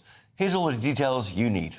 It's our biggest cash prize to date, and you could win it. £54,321 in totally tax-free cash could make your year the best yet. How would you react if you got that winning call? Oh my God, I'm going to cry. Do you know what? I've never won anything like this in my life. Oh my God, this is amazing. Thank you. You weren't expecting to get that call today, were you? No, I wasn't. £54,321 could make you our biggest cash winner to date. For a chance to win £54,321 cash, text cash to 63225. One entry costs £2.50 plus one standard network rate message. Or text bonus to 63225. 5 entries cost £5 plus one standard network rate message. Go to gbnews.com/win. Entries start at £2.50. Call 0903 686 3232. Calls cost £2.50 plus your network access charge. Or post your name and number to GB14 PO Box 8690 Derby DE1 9TT. UK only. Entrance must be 18 or over. Lines close at 4 p.m. on the 1st of August. Please check the closing time if listening or watching on demand. Good luck. Yeah, good luck. We don't know who won the motorhome either, but I can't wait to find out. Now, still to come, should our courts have a way to be tougher on child killers? We're going to be debating that next. You are, of course, watching and listening to GB News Breakfast with Christopher Hope and me, Anne.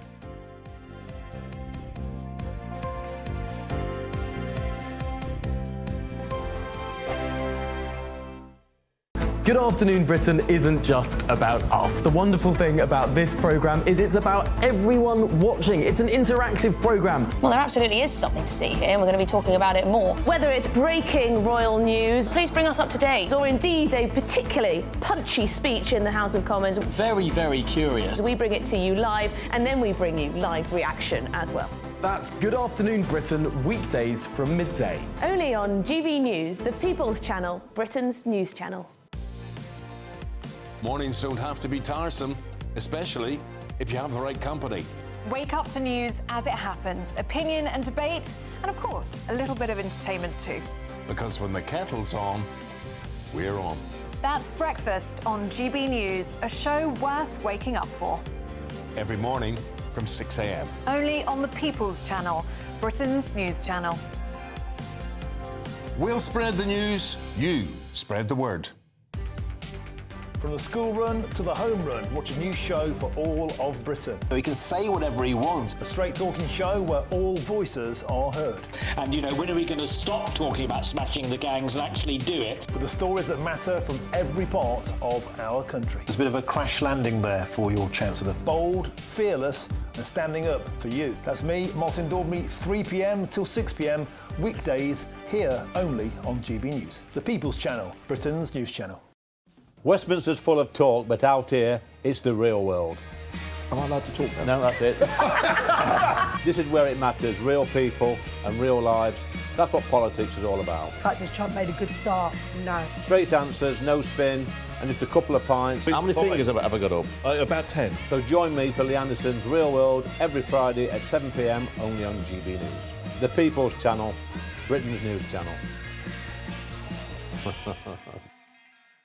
We're proud to be GB News, the People's Channel, and as you know, we always love to hear your views. Now, there's a new way of getting in touch with us at gbnews.com/yoursay. By commenting, you can be part of a live conversation and join our GB News community. You can even talk to me, Bev Turner, or any of the members of the GB News family.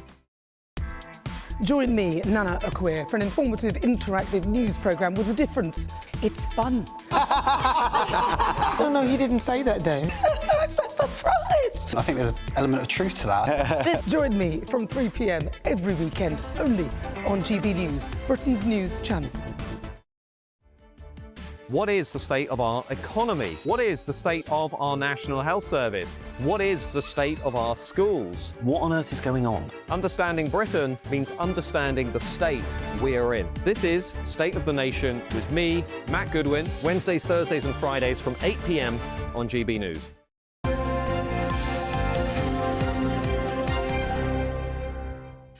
27 minutes past 7. A very good morning to you. Now, look, we're going to turn our attention to, which is a pretty serious subject, but it's one that everybody has a view about. You will remember, of course, the case of pensioner Bim Kohli, who died the day after he was assaulted in a park in Leicester last year.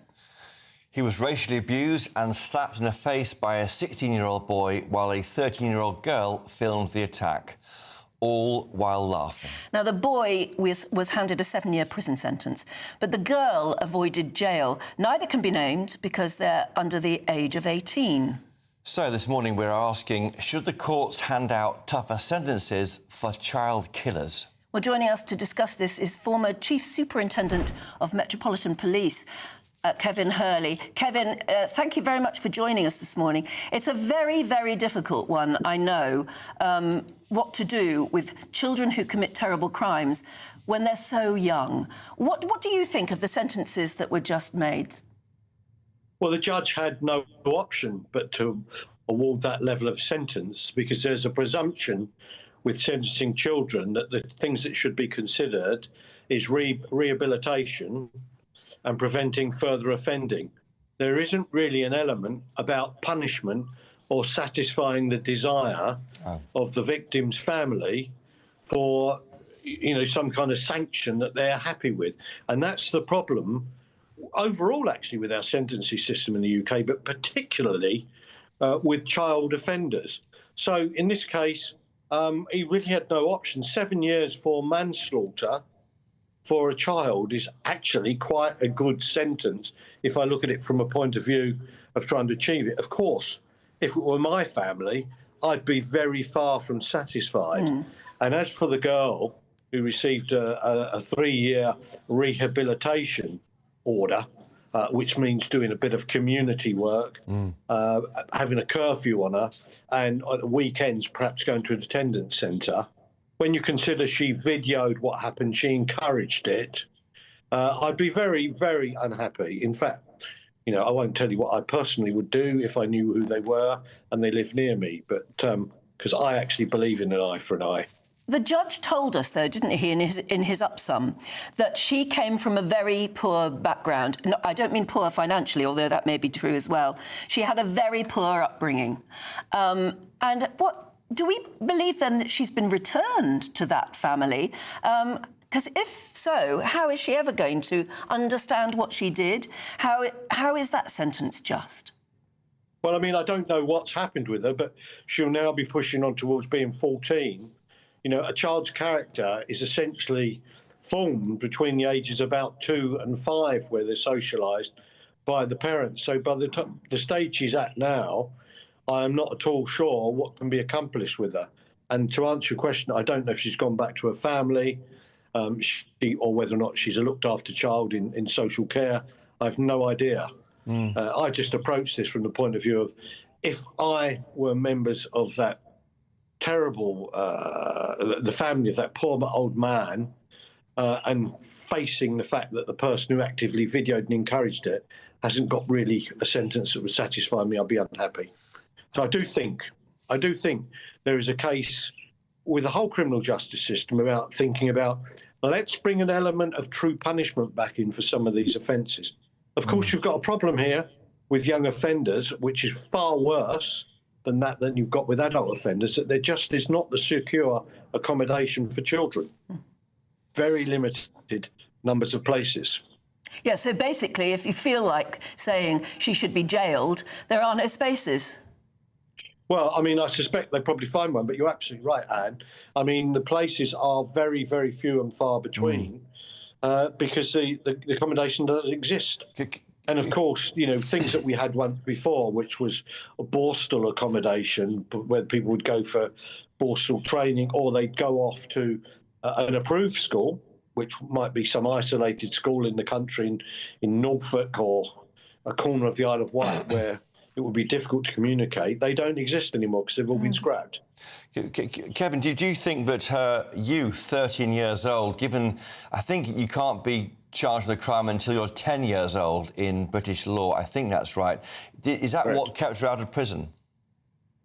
Well, what's kept her out of prison is the sentencing guidelines that all judges are constrained by. It's actually not normally the judge's fault. They've got a really strict kind of marking sheet. They've got to make a decision on, you know, what's their level of culpability, how bad is it, how much harm was done, what's the mitigation, and other factors, and they kind of add to that one way or another. So, you know, for example, if someone were to murder using a firearm, the sentencing guideline says start at 25 years, and then the judge applies either mitigation or militating factors that make it worse, and moves it up or down accordingly. But the problem for child offenders like these is very strictly constrained, and because they were not convicted of murder, which automatically gets the sentence of being detained at Her Majesty's pleasure, which is a life sentence, he had to award a sentence on the basis of manslaughter. And again, they're the guidelines. So the main perpetrator potentially will be out of prison or out of youth detention in 3.5 years' time. I mean, what do you think of that? The charge not being murder. Right. How can it not be murder? They caused his death. Well, I'm sure they were charged with murder, but it's what the jury convict them of. I see. So, of course, we've got a jury system in this country, and, you know, the 12 good men and true, which we all live by, they make their decisions. So for reasons unbeknownst to me, you know, a sustained attack, which yet again was sustained, that resulted in the death of this poor man a day or so later from spinal injuries, the jury decided it wasn't, you know, a deliberate malicious act where they intended to kill or do grievous bodily harm, because to convict of murder, you need to intend to do grievous bodily harm or intend to kill. And who knows what the mindset was of those members of the jury. Well, and they found him guilty of manslaughter, and the judge can only sentence accordingly. Yes, true. Well, so, Kevin... you know, we can't blame the judge. Let's look at the jury, and let's look at the sentencing guidelines here. And I think the jury were very much looking at the age, and particularly in the case of the girl, we were told that she had not caused any physical harm to the man, the victim, but she what sort of person films an attack like that at the age of 13? Can you ever be rehabilitated, I wonder? No, it's all about the... Well, it's unbelievable. Well, Kevin Hurley, thank you for joining us today with a difficult conversation on GBN Breakfast. Thank you. What do you do with 12, 13-year-old child killers? Quite right. It's astonishing. Well, I mean, I don't think there is a right way to deal with it, except, you know... It's been a debate for decades. It won't stop now. Still to come, Aidan will be here with all the sport, and for Anne alone, it's Novak Djokovic's emotional farewell. But that's next.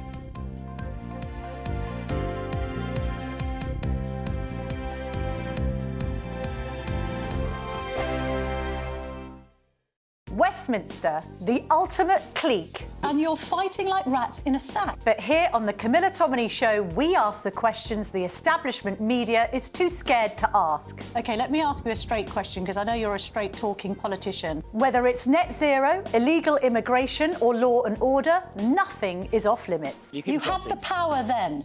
Yeah, as I and say, now you've lost it. That's the Camilla Tominey Show, a politics show that's fearless. But no, let me finish my question if you don't mind, because it is my show. Sundays at 9:30, only on GB News, the People's Channel, Britain's news channel. Lee Anderson's Real World, Fridays from 7 p.m. My mum booted me out. She kicked me out. I was 15 going on 16. Yeah. And she'd had enough. And, you know, I think she, like lots of parents, have their own issues as well. And I slept on the streets of Manchester for 12 months, which is, you know, was sort of an experience in itself. Regular occurrence, being beaten up, being urinated on, getting ill, feeling horrible. And someone took me in at first, and so I was essentially groomed into a gang that, you know, were involved in nefarious means, and it was similar. It wasn't drugs, but it was similar to sort of the stuff you hear about county lines, where I was essentially a bit of a stooge, bit of a runner. Here, go and do us a favour, and we'll put a roof over your head. That then I fled that eventually after I think close to a year, and it all come crumbling down. A few months later, there was phone calls from the police. You need to come in, otherwise we're going to arrest you. When did you change? I thought, I'm trying to find a bit of part-time work to get by around college. And they said, well, the thing is, it's the law. We've got to be careful about data protection. And in my sort of naive mind at the time, I thought, right, I'm going to write to my MP. They can change the law. They're going to do it. We're going to, you know, good luck with that. This. Yeah, quite. I know now the difference. So in the end, I've always been a bit creative and a bit of a talker, as you'll know. Yeah. I thought, no, I'm going to interview my MP. I thought, no, actually, I'm going to interview MPs, plural. So I went around the country essentially knocking on doors with a letter explaining my situation, going, this isn't right. So I interviewed Jonathan Aitken, former Tory Cabinet Minister. Andy Burnham took me under his wing because I had a bit of a go at him and said, you've agreed with me for the last 45 minutes of this interview. What have you done about it? Yeah. And he said, I like your attitude. Why don't you come and shadow me in Westminster? GB News, the People's Channel.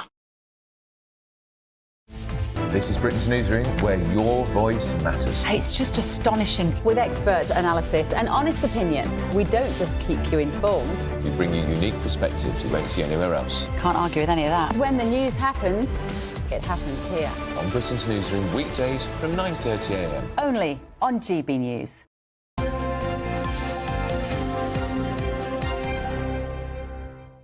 Welcome back. Aidan's here with the sport. Can we talk about Novak Djokovic's final farewell?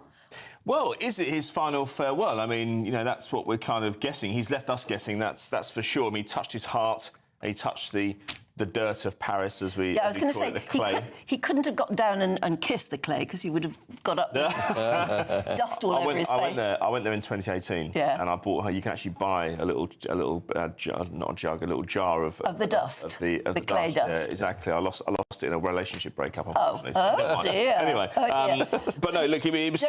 This is yesterday's match Against Yannick Sinner, yes. Yeah. It was last night it completed. I mean, it was straight sets, so anyone looking at it without seeing the game would think, well, that's fairly formulaic for the world number one, Yannick Sinner. That's a hell of an achievement to be world number one. He didn't play for 3 months earlier this year. He's the number one seed at Roland Garros as well. But that didn't tell the story of the match. Djokovic was palpably the better player in the second set.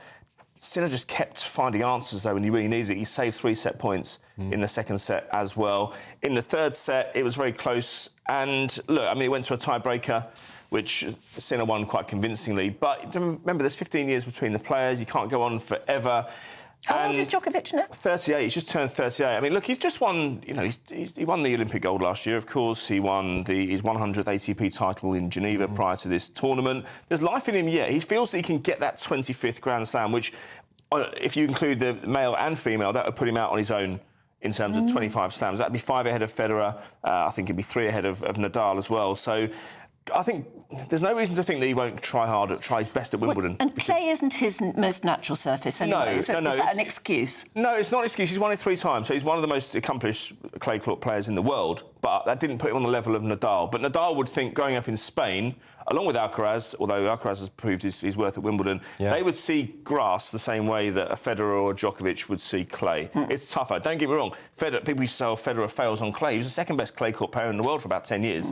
So it doesn't always follow that way. But I think he'll go strong in the grass court season. And don't forget, we don't have much of a break between clay and grass. It's a huge shift of gear. Yeah. And so I think he'll go for that, where he could equal Federer's record of 8 slams. So 8 slams at Wimbledon. The men's final is tomorrow. Tomorrow, time to be decided. Yeah, that's Sinner against Alcaraz. Alcaraz got through against Lorenzo Musetti because they're he was both injured. good, aren't they? They're both outstanding, and I mean, Alcaraz has won the last 4 meetings between them, but it doesn't always tell the story because, you know, some of those on clay. It depends where it's been. I mean, Federer and Nadal's record for a number of years was slewed by the fact that most of those matches were played on clay. So Nadal had the advantage. They didn't play anywhere near as often on grass, and when they did, Federer tended to prevail. But if you look at this match tomorrow, looking ahead to Alcaraz and Sinner, I mean, look, Alcaraz is the champion, but as I say, it's no mean feat for Sinner to be out of action for 3 years, or 3 months earlier in the year on account of the doping ban, and still be top. So yesterday was a meeting of the Panto villains, really. Djokovic is already a hugely divisive figure. Sinner was, I mean, a lot of people were very uncomfortable with that doping ban because they seemed to time it. It was an agreed ban.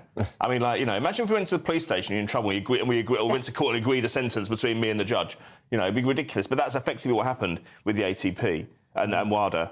And the Court of Arbitration for Sport, and they timed it so you wouldn't miss any slams. That says to me that the sport is a little bit paranoid about where it's going, because after those 4 kings of the sport having moved on, and I think there are some coming through, but they want them there at all times, and they didn't want Sinner to miss any slams. So are we preparing for a farewell summer from Djokovic? So Wimbledon starts on June the 30th, 3 weeks' time. Yeah, Wimbledon starts in this month. Yes, it does. You've got Eastbourne before that. You've got Queens as well. You've got the warm-up. You've got Halle in Germany as well, which is a grass court tournament, which Federer used to be good at. But no, I think he'll go beyond that. I think he's so strong. He's historically so strong and hard that I think that the US Open will give an opportunity, and you never know. You know, one of them might get injured. Yeah. One of his key rivals might get injured. These things happen in tennis, and I think you might see him bow out maybe in January, because as you said in the break, there's a little bit of history there. He has won Australia since he was denied entry in 2022. Because of COVID, yeah, exactly, and the passport restrictions. But it would be a wonderful way for him to finish there. But I also think he'll have an eye on that Wimbledon, on the 8th type of Wimbledon. Look, we've got to leave it there because we're running so tight on time. We won't have any time for the papers. But there's some football today, very quickly. Yeah, England, Andorra, but we'll cover that next. All right, we'll talk it next. We'll talk it next. Yes, next time. OK. Right, don't go away, because there's plenty more coming, particularly Duncan Barks and Jennifer Powers will be here to go through the papers. But first of all, if you're in search of some holiday sun, here's the forecast for the European hotspots.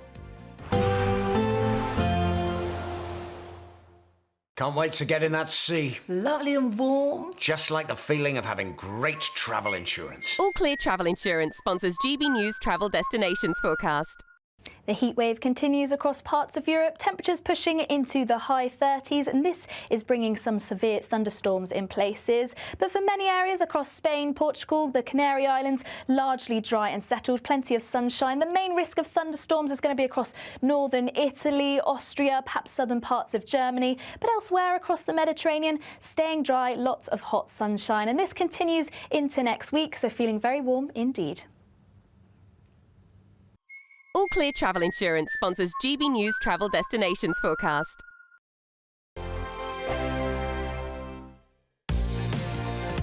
Mornings don't have to be tiresome, especially if you have the right company. Wake up to news as it happens, opinion and debate, and of course, a little bit of entertainment too. Because when the kettle's on, we're on. That's Breakfast on GB News, a show worth waking up for. Every morning from 6 a.m. Only on the People's Channel, Britain's news channel. We'll spread the news, you spread the word. From the school run to the home run, watch a new show for all of Britain. He can say whatever he wants. A straight talking show where all voices are heard. And, you know, when are we going to stop talking about smashing the gangs and actually do it? With the stories that matter from every part of our country. There's a bit of a crash landing there for your Chancellor. Bold, fearless and standing up for you. That's me, Martin Daubney, 3 p.m. till 6 p.m. weekdays, here only on GB News. The People's Channel, Britain's news channel. Westminster's full of talk, but out here, it's the real world. Am I allowed to talk now? No, that's it. This is where it matters, real people and real lives. That's what politics is all about. The fact is Trump made a good start. No. Straight answers, no spin, and just a couple of pints. How many fingers have I got up? About 10. So join me for Lee Anderson's Real World every Friday at 7 p.m. only on GB News. The People's Channel, Britain's news channel.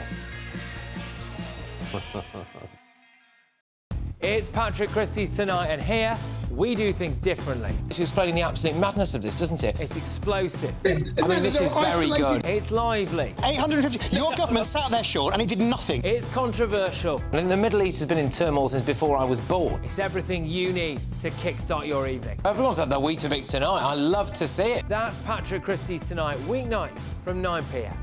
Only on GB News, the People's Channel, Britain's news channel.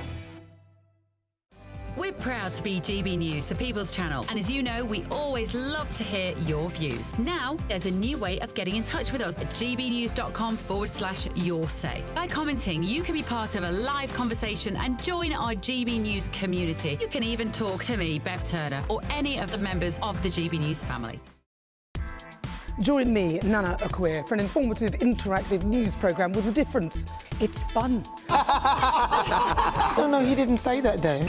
I'm so surprised. I think there's an element of truth to that. Join me from 3 p.m. every weekend, only on GB News, Britain's news channel.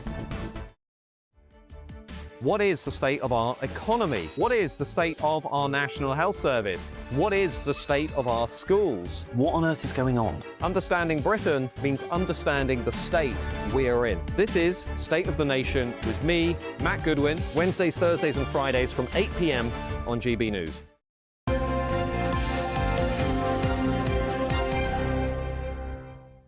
Now, joining us to go through what's making the news is former Conservative advisor Jennifer Powers and political commentator Duncan Barks. Good morning, both. Good morning. So let's start with digital ID cards. Wow, this is an oldie but a goodie coming back again. I think all of us will remember when Blair was proposing ID cards back in the day, and it's come back again with Labour Together, the Labour-aligned think tank, and the government has admitted that it's looking at the proposal. Yes.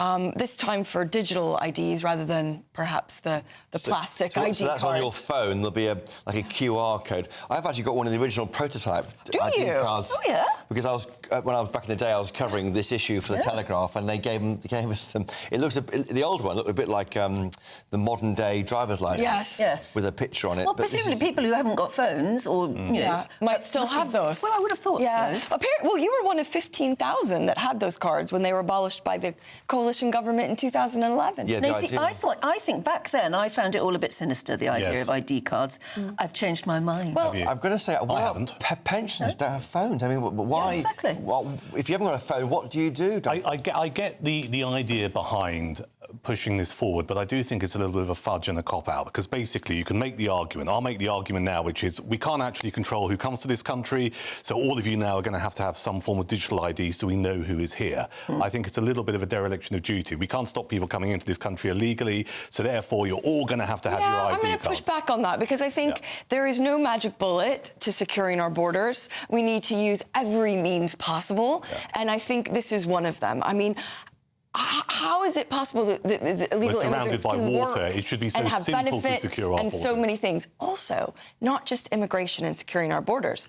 Let's use digital ID as a means of protecting our children from social media and the internet. Is it quaint? How does that work? Hang on. Well, because age verification. So if you have a digital ID, then in order to go on TikTok or YouTube or Instagram or Pornhub or whatever, you would have to demonstrate that you're of a certain age. At what age would you be required to show your digital ID? Well, that would be a big question. I mean, I would say 14, maybe 16. Is there a mandate for this, though? Well, exactly. I mean, you know, did people vote for this government on the basis that somewhere along the line... They voted for secure borders, and if this is a means to deliver it, Duncan, I think the public will support it. Jennifer, you know as well as I do, you can't trust governments in this kind of thing, because then they can extend it to any area of our lives. This is big stuff. Imagine if we go back to our first story about Prevent. If you've done a tweet about something on immigration, they tie that to your digital ID and they single you out as a troublemaker. And the van will be outside, ready to pick you up. Yeah, it does have civil liberties implications, but I think that there are always trade-offs in public policy, and I think the issue of securing our borders is of great importance. Now, Duncan, you've been looking at The Sun, page 16, and they're talking there, aren't they, about famous lines we all know. Yeah, should we do some of this, just for a little bit of a laugh? Yeah. So this is a poll done by the Church of England, which is quite interesting, and it shows that the majority of us do recognise an excerpt from the Lord's Prayer. Give us this day our daily bread, but some other quotes that people recognise. May the force be with you. I think we all know that's Star Wars. Star Wars. Shakespeare, To Be or Not to Be. Yes, Hamlet. Happy and glorious, long to reign over us, comes from the National Anthem. And I think we all know the iconic speech by Winston Churchill, never in the field of human conflict is so much, etc., etc. So that is there, and the headline figure, which will be good news for the Church of England, who actually commissioned this poll, is that people recognise an excerpt from the Lord's Prayer more than they do a quote from Star Wars. Yes. So it's a win for the Church of England. And that's why they published this. That's why they published it. But it's also, it does recognise there are important things that bind us all together, aren't there? That's what being British is about, and that's why the Lord's Prayer matters, is a shared culture, isn't it? I did some filming at the Battle of Britain bunker in Uxbridge, just north of London, that's where Churchill first said that famous quote, because it was September the 15th, which is now called Battle of Britain Day. It was the peak of the Battle of Britain, and he couldn't believe what he was seeing on the table in front of him, you know, with the ladies pushing the things all around. And he stayed there most of the day,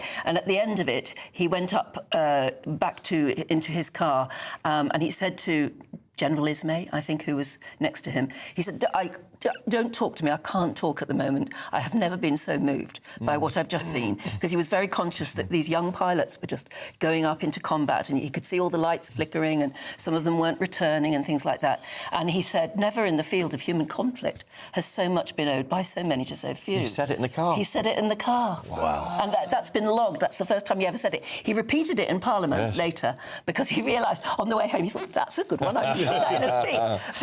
But he said it there after this incredibly dramatic day that he had just witnessed on the table, much like this table, or, you know, all the planes being... absolutely so moving. It's a if you ever get the chance to go. What a lovely story, Anne. It's brilliant. It's a brilliant place. Jennifer, what shouldn't you play in the office? Well, snog, marry, avoid. Oh, what is that? Well, that is... Don't act so innocent, Christopher. It needs explaining. Yeah, well, snog, marry, avoid is when you're given 3 people and you have to choose which one you would kiss, which one you would marry of the 3, and which one you would avoid. And this is a case featured in the Daily Mail, page 17, of a chap who sued the Derbyshire police after a female colleague involved him in a game using some naughty images. Yeah. And whilst I think suing your employer because a colleague was playing the game perhaps takes it a little bit too far. Yes, it does. It's not right. I would say in this day and age, it's probably not a game to play in the office. No. And we can't play it on GB News Breakfast, can we, Anne? I definitely don't think so. It's not a bad quiz at all. No, it just shows how things have changed, though, doesn't it? It does. I mean, even wouldn't be comfortable at all with the idea of I've that. never played it. No, nor have I. But it's just not. There's a great scene in Gavin and Stacey where they play it in a car journey. And if you've not seen it, Chris, I urge you to YouTube it because it's very funny indeed. All right, we'll have to look that one out. No, I played it growing up at university. We used to play it quite a bit. Oh, really? Oh, yeah, all the boys. Yeah, but you're allowed to do naughty things at university, Yes. aren't you? Yes. Yeah. You just then don't tweet about it. That's right. Oh, you want to do the Land of the Rising Crumb? We've only got 20 seconds. The headline, Duncan. 20 seconds. So I love sausage rolls. I love sausages. I do a podcast about sausages. What's it called? It's called Prick with a Fork. You didn't need to ask that. Thank you, Chris. So I take any interest in sausage stories. This is about Greggs and the infamous sausage roll. I think we're journalistically safe on that. It's the name of a podcast. Yeah. And it's going down the storm in Japan. So you have a lot of Japanese people living in this country, and they've been taken to TikTok, chomping down on a sausage roll from Greggs, saying this is the future, and quickly...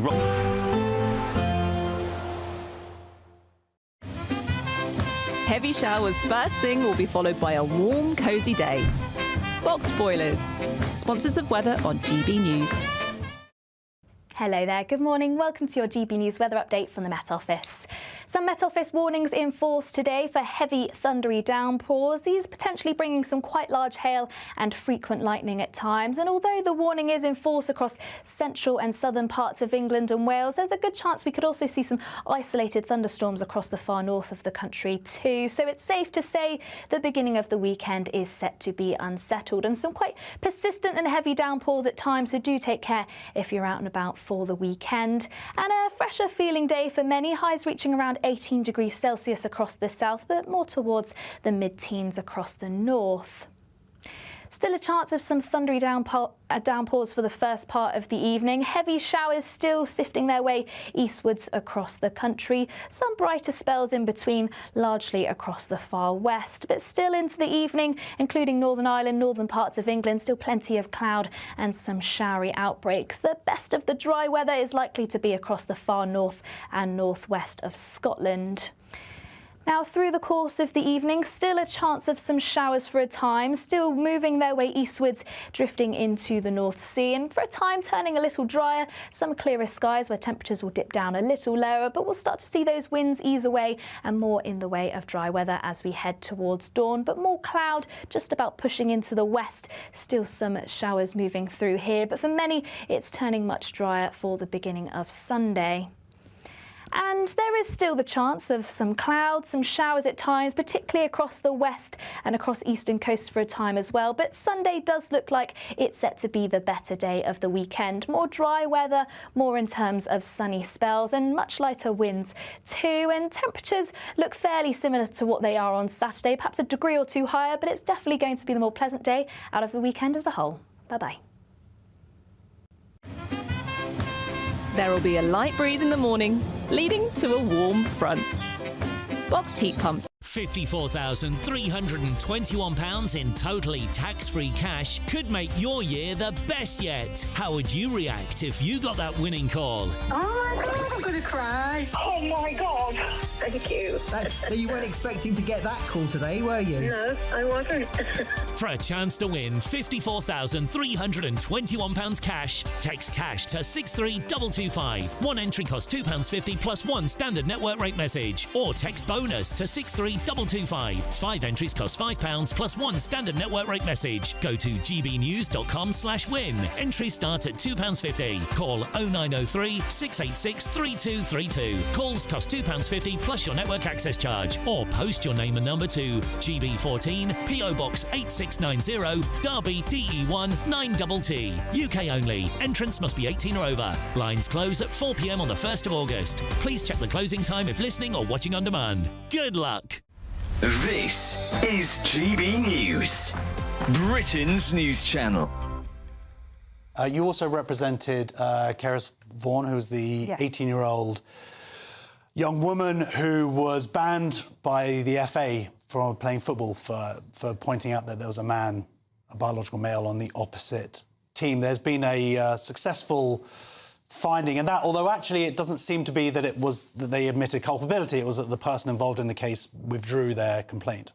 Yes, well, it was a bit of a drawn-out process for poor Cerys because she went through the process of being told that she had, in fact, broken the rules through a hearing that took place, and then she had to appeal that decision. And I heard that the initial hearing was, like, 3 hours long, and she was crying. And... Yes, so there were no adjustments made for Cerys at the time. We found out later, or she got a diagnosis later, that suggested she was suffering with autism. And she was only 17 at the time. And she was only 17, so she was still a minor. But we contended that it was procedurally unfair. At the time she was questioned, she got very tearful, and the tribunal at that point decided not to continue with the hearing rather than provide some form of adjustment to enable her to continue giving evidence, and that in itself was unfair.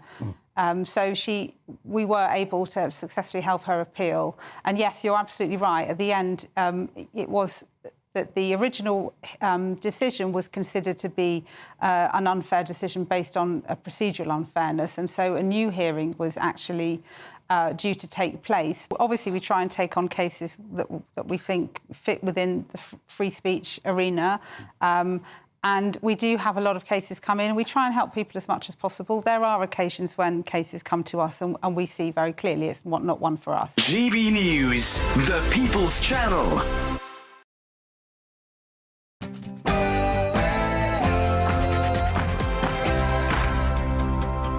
Yes. Good morning. Leaving the West is under threat from mass migration has been classed as a terrorist ideology in and of itself.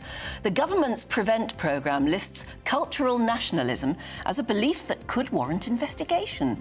However, even the Prime Minister has previously raised concerns about the issue of mass migration. We risk becoming an island of strangers, not a nation that walks forward together. This all begs the question, are people who worry that mass migration threatens Western culture actually themselves a danger to Britain? Home Office immigration raids intensify. Nail bars, restaurants and caravan parks across the country are being targeted, with over 6,000 suspected illegal workers arrested within the last year. Here in Surrey, they're raiding a caravan park suspected of housing illegal immigrants working as delivery drivers.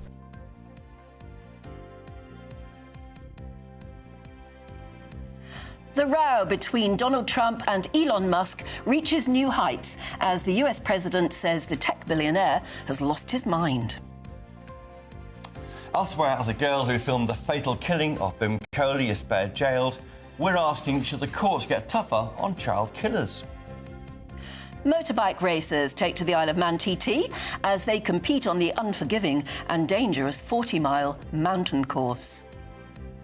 In royal news, Prince Harry and Meghan release images of a family trip to Disneyland after the couple's pregnancy dance video backfired. And finally, we'll meet the man who's explored every mile of Britain's coastline. You won't want to miss it. His pictures themselves are fantastic. Well, he may have ended Tottenham's 17-year wait for a trophy, but it wasn't enough to save manager Ange Postecoglou. Spurs chairman Daniel Levy ended the Australians' 2-year reign last night. Elsewhere, England face Andorra in Barcelona tonight. Novak Djokovic is out of the French Open, and we'll look ahead to this afternoon's Rugby League Challenge Cup final at Wembley. Hello, good morning. A Met Office warning is in force today for heavy, thundery downpours. This could bring hail, frequent lightning and also some difficult driving conditions. So stay tuned and I'll have all the details. It's just gone 8 a.m. I'm Christopher Hope. And I'm Anne Diamond, and this is GB News Breakfast.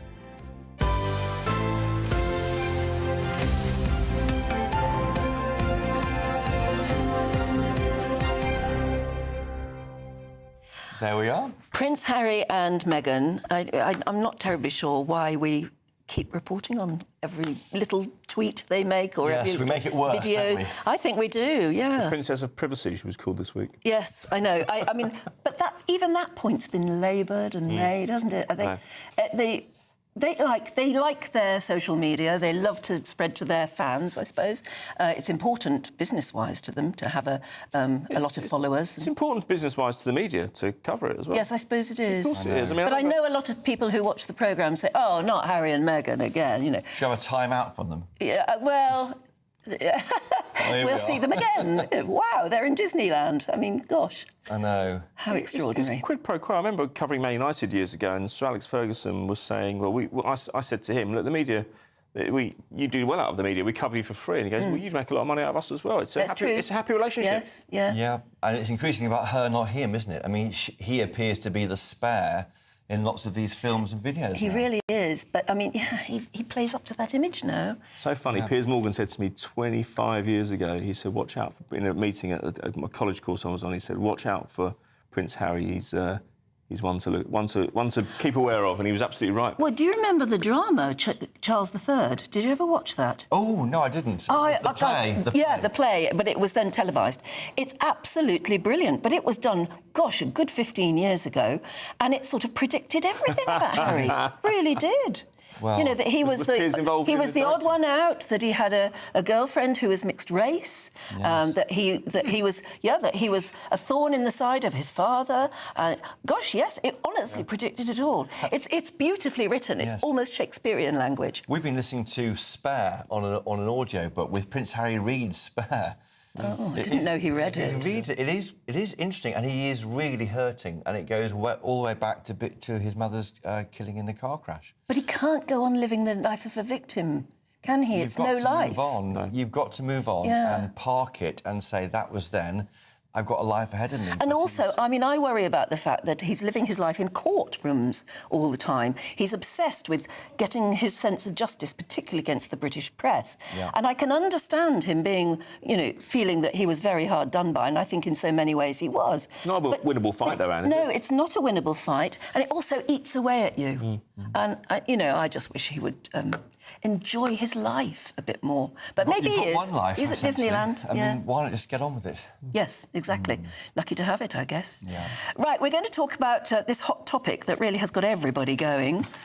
Front page of the Telegraph, it's inside the Times, and it really is a concern, isn't it? Because the government's anti-radicalisation programme, that's PREVENT, has deemed having concerns over mass immigration is itself a terrorist ideology. That's right. So PREVENT has flagged something called cultural nationalism as a possible indicator of a sign of radicalisation. Now, of course, free speech advocates say the definition goes far too far, prompting fresh concerns over the effectiveness of the government body, PREVENT. Politicians, even the likes of our Prime Minister, Sir Keir Starmer, have all raised concerns about mass immigration. We risk becoming an island of strangers, not a nation that walks forward together. So when you have an immigration system that seems almost designed to permit abuse, that encourages some businesses to bring in lower-paid workers rather than invest in our young people, or simply one that is sold by politicians to the British people on an entirely false premise, then you're not championing growth, you're not championing justice, or however else people defend the status quo. I mean, it's absolutely extraordinary, isn't it? Because basically, PREVENT, in this online refresher course, is saying that cultural nationalism, they call it, in other words, belief in being proud of your country and belief that we have a culture that's worth protecting. Which we do. Yeah, they're calling it, almost as dangerous as right-wing terrorist thinking. Well, the hope is as soon as this comes into contact with politicians rather than officials, and it may be that they can deal with it. But we're joined now by the Deputy Political Editor of the Mail Sunday, Anna Mihailova. Anna, welcome to GB News Breakfast. Great to see you. What is happening at the Home Office? How can people in the Home Office think this way about people who are concerned about migration? Well, it's a very good question, and there's such an obvious disconnect, not only between the Home Office and, as we've just seen, Number 10 and what Keir Starmer's saying, but also, you know, just look at those two stories you've got at the top of the news bulletin today. On the one hand, you've got the Home Office desperate to show that they're cracking down on illegal migrants and doing these raids of businesses.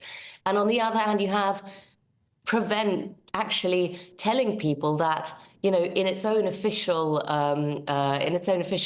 communications, that expressing a concern over integration of mass migrants and British culture is potentially could be classed as terrorism. So it's a real problem, and I'm not entirely sure what the solution is, because there have been so many issues with Prevent. We've had the Axel Rode-Cabana case where Prevent's not doing its actual job, never mind then starting to police the way people think on mass migration.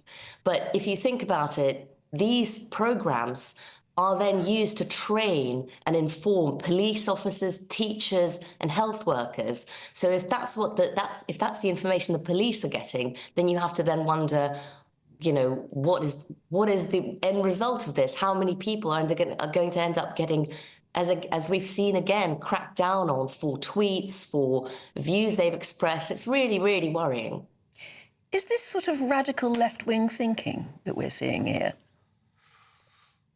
I don't know if it's that. To be honest, I'm sure there's a very, very nuanced explanation that you could sort of weave together here. But the problem is Prevent doesn't actually manage to stop real killers and terrorists. So the application of it certainly is backwards and hard to justify. So but it's also completely.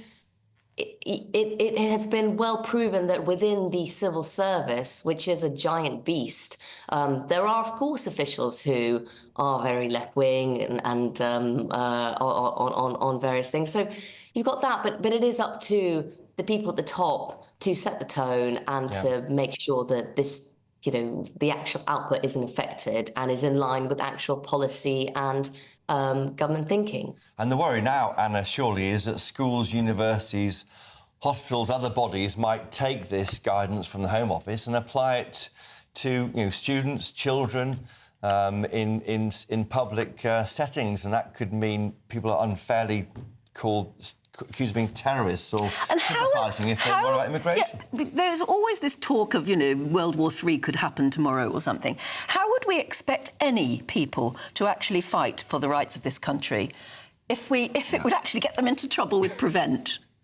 I mean, look, I think with these kind of training courses, this is an online training course, and to be honest, I'm sure lots of teachers and police officers are discerning enough to have their own mind about it and probably disregard that element of the training. But then you have to say, well, then why are we wasting their time with this sort of training?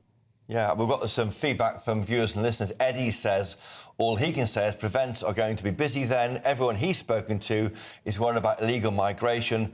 Unbelievable things are getting much worse. And that's the point, isn't it? Eddie's right, isn't he, Anna Mihailova here? You know, if surely this includes everyone, including the Prime Minister, if that's your qualification to be called or sympathising with terrorism. Well, yeah, as Lord Young points out in the Telegraph today, it's the Prime Minister, it's Robert Jenrick, it's people like Douglas Murray. So all of them technically would fall into this bracket if you apply it rigorously. Yeah, and we're so proud, aren't we? I thought we were very proud in this country of the way we stand up for free speech. We're very proud of it on this channel. Well, and you know, there's nothing wrong with raising concerns and talking through what it actually means for British culture to have an influx of millions of people. There's absolutely nothing wrong with that. People should be allowed and free to discuss it.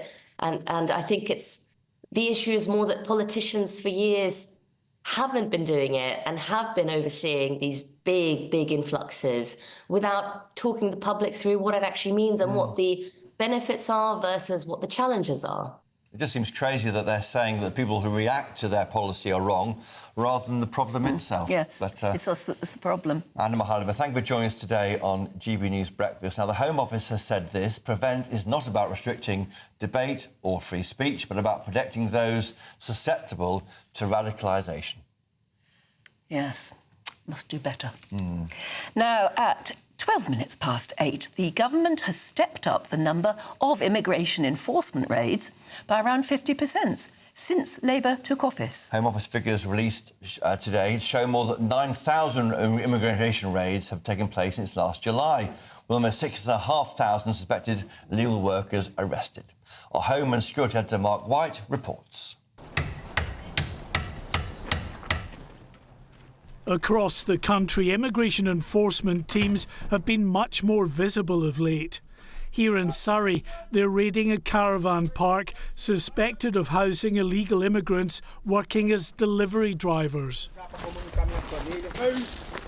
Across the site, the obvious signs that some here are working in the gig economy, with multiple delivery bikes parked outside some of the static homes. 9 people here were detained on suspicion of immigration offences.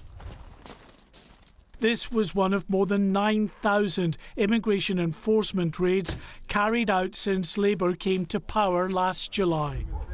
Almost 6,500 suspected illegal workers and other immigration offenders were detained in those raids. Here in East London, this man is suspected of working illegally in a local restaurant. With the number of immigration enforcement arrests up by more than 50%, Border Security Minister Dame Angela Eagle said it showed Labour would no longer tolerate unscrupulous employers exploiting migrants. However, with some estimates putting the number of illegal immigrants at more than 1.5 million, the government's efforts will make very little difference, according to Alp Mehmet from the campaign group Migration Watch. It's a drop in the ocean. We've got something like 1.5 to 2 million people here illegally. The illegal population of this country is, a conservative estimate, is 1.5 million, likely much more than that. 6,000 that you're going to arrest and release, big deal. Okay. This nail bar in Belfast is one of dozens raided by immigration officers in recent weeks. Along with food outlets, the gig economy and the construction sector, they're all receiving extra attention from enforcement teams. The task at hand may be enormous, but ministers say they are determined to crack down on the vast numbers working in the illegal economy. Mark White, GB News. Now, the annual Isle of Man TT races are underway, and events such as this are finding it harder to run due to concerns over this type of event due to bad weather. Well, it's been dubbed one of the most dangerous racing events in the world, as many competitors have died, with the total number of fatalities currently at 266. That's a lot of people. Now, GB News reporter Dougie Beattie joins us now live from there. Dougie, it is terribly dangerous, but very exciting to watch. Well, it is, and welcome to Douglas in the Isle of Man. And the weather, as you've said, has just started to rain here, so you can expect today's racing to be postponed for a while or two, maybe a couple of hours. But it is at the very capital of the world's motorcycling. The history here is unbelievable, but it's also very, very good for the Isle of Man's economy. I mean, I've spoke yesterday to Americans, Japanese, Australians. They're from all over the world. They come here for this 2-week festival. The first week, of course, is practices and setting of the times. The second week, of course, is the full race calendar. And today is the big one. It is the superbike race, the Isle of Man TT itself. And as you say, it is very dangerous, but it brings the development of motorcycling. I mean, if you go back to the start of this, the times of Rex McCandless and so forth, with a featherbed frame on the Nortons, that was all developed in road races like here, because tyre manufacturers, suspension manufacturers, all need to test their tyres and develop them on road surfaces rather than track surfaces. So you have things here like gratings in the middle of the road, tram lines they go across, and this is a 37.75 mile circuit. 47% of the time they are at full throttle. As they approach Selby at the bottom end of the straight, they're over 200 miles an hour before they start climbing up through Ramsey and up to the Gooseneck and onto the mountain. So you can imagine that it is very, very dangerous, but most of these people here have been brought up in this. You look at Michael Dunlop, he is the most successful man in the Isle of Man TT. He won his 33rd race yesterday. His whole family were involved in motorcycling. In fact, his uncle, Joey Dunlop, 5 times world champion, was killed in Estonia. We then look at his father. He was killed in the Northwest 200. His brother was killed in the south, and he was racing here yesterday. And here's what they had to say. Odd little damp patch here and there, but they're really good at the organisers at giving the riders information. So exactly where they said the war is where they was, so it would start a matter of just picking it up in your peripheral vision and not sort of thinking about how quickly it'll drive between now and the race. And the race itself, what's your chances? Well, we won the first one, so we'll hopefully be there or thereabouts in this one, so I feel pretty confident. The Honda's working really well, so we'll get us head down from the start and go from there. And what about the big race tomorrow? The weather's looking a bit iffy tomorrow. I wish the weather were a little bit better, but I feel good to go now, really, so all we're waiting for is the weather. That was Dean Harrison. Of course, he won the race here yesterday just after that interview. Michael Dunlop won the Super Twins, and as they say, the weather has took a turn for the worst, and we will wait to see what happens in the Superbike race later on. Doogie, before we let you go, I should know the answer to this, but I don't. What does TT stand for? Tourist Trophy. It is the Tourist Trophy. I wasn't expecting that. I thought it would be something to do with tyres or something like that, like you were talking about. I must say, it looks beautiful behind you, but you better get out of the rain. By the way, love the GB News anorak. Oh, yes, we have many of these in Northern Ireland. Send us one, Dougie. Great to see you, and stay dry. Yeah. Here's Honor Critic with your weather.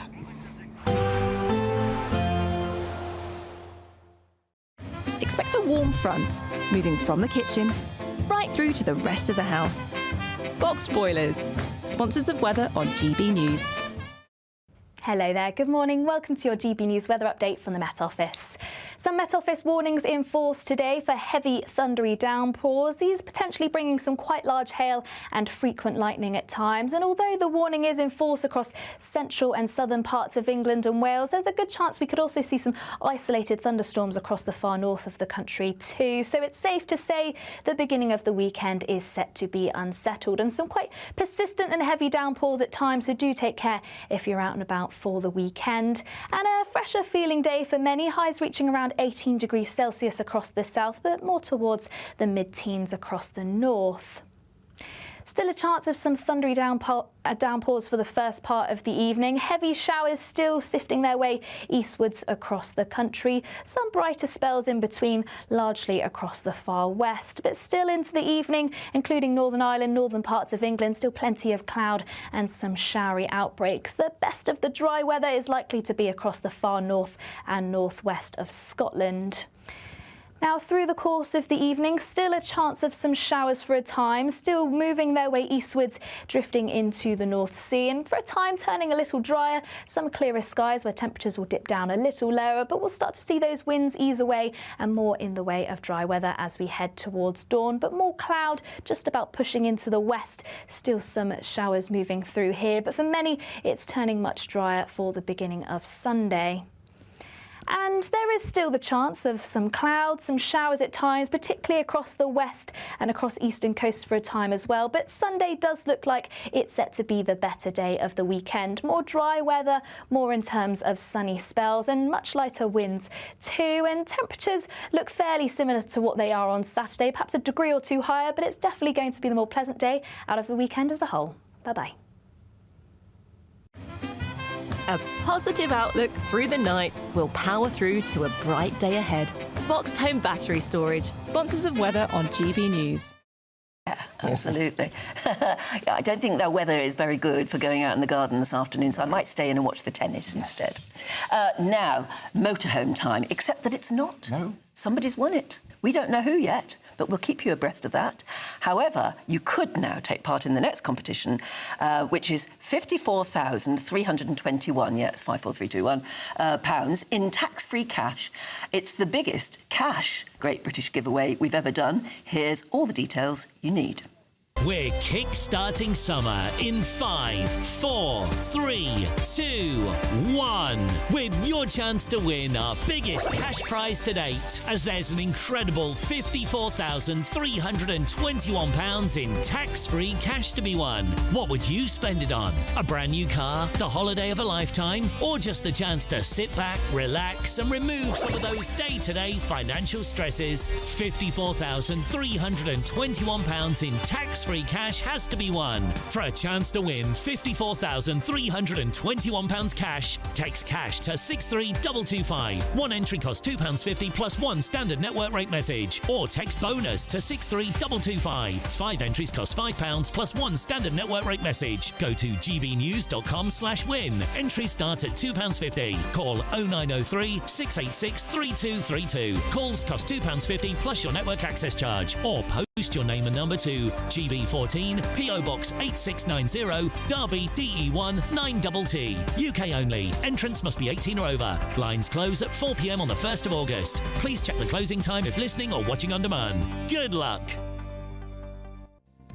Still to come, we'll be meeting the man who has travelled every inch of our beautiful coastline. Stay around to hear about his adventures. That's next. This is GB News with me, Christopher Hope, and the legendary Anne Diamond.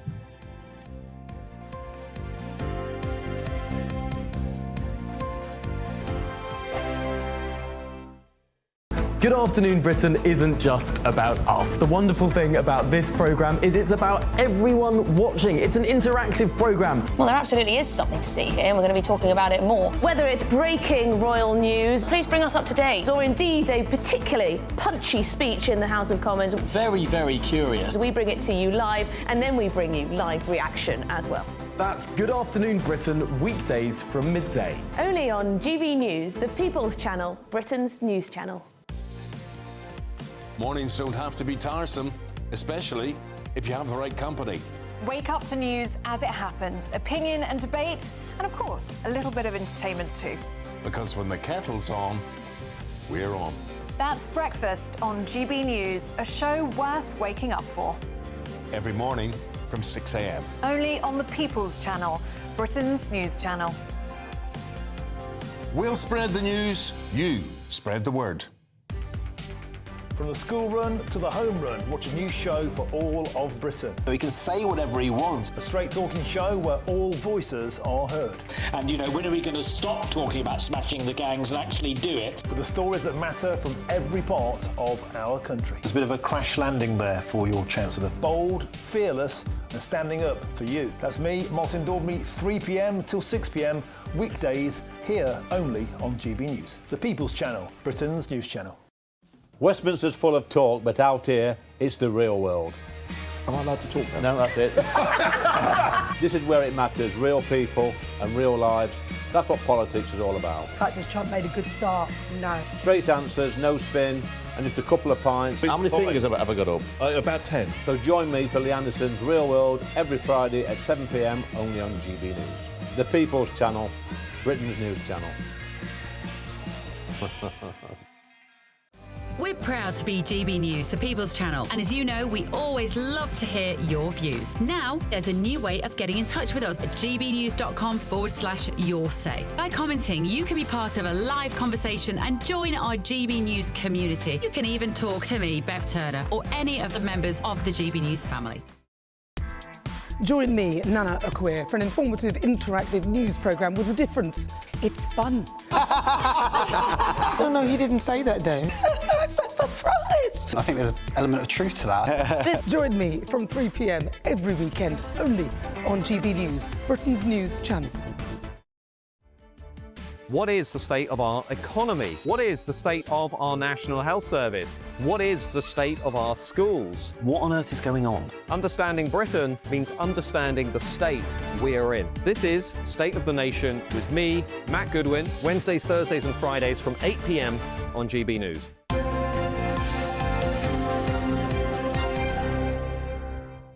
Now, do you enjoy taking a stroll along our coastline? Well, one man seems to have gone the extra mile.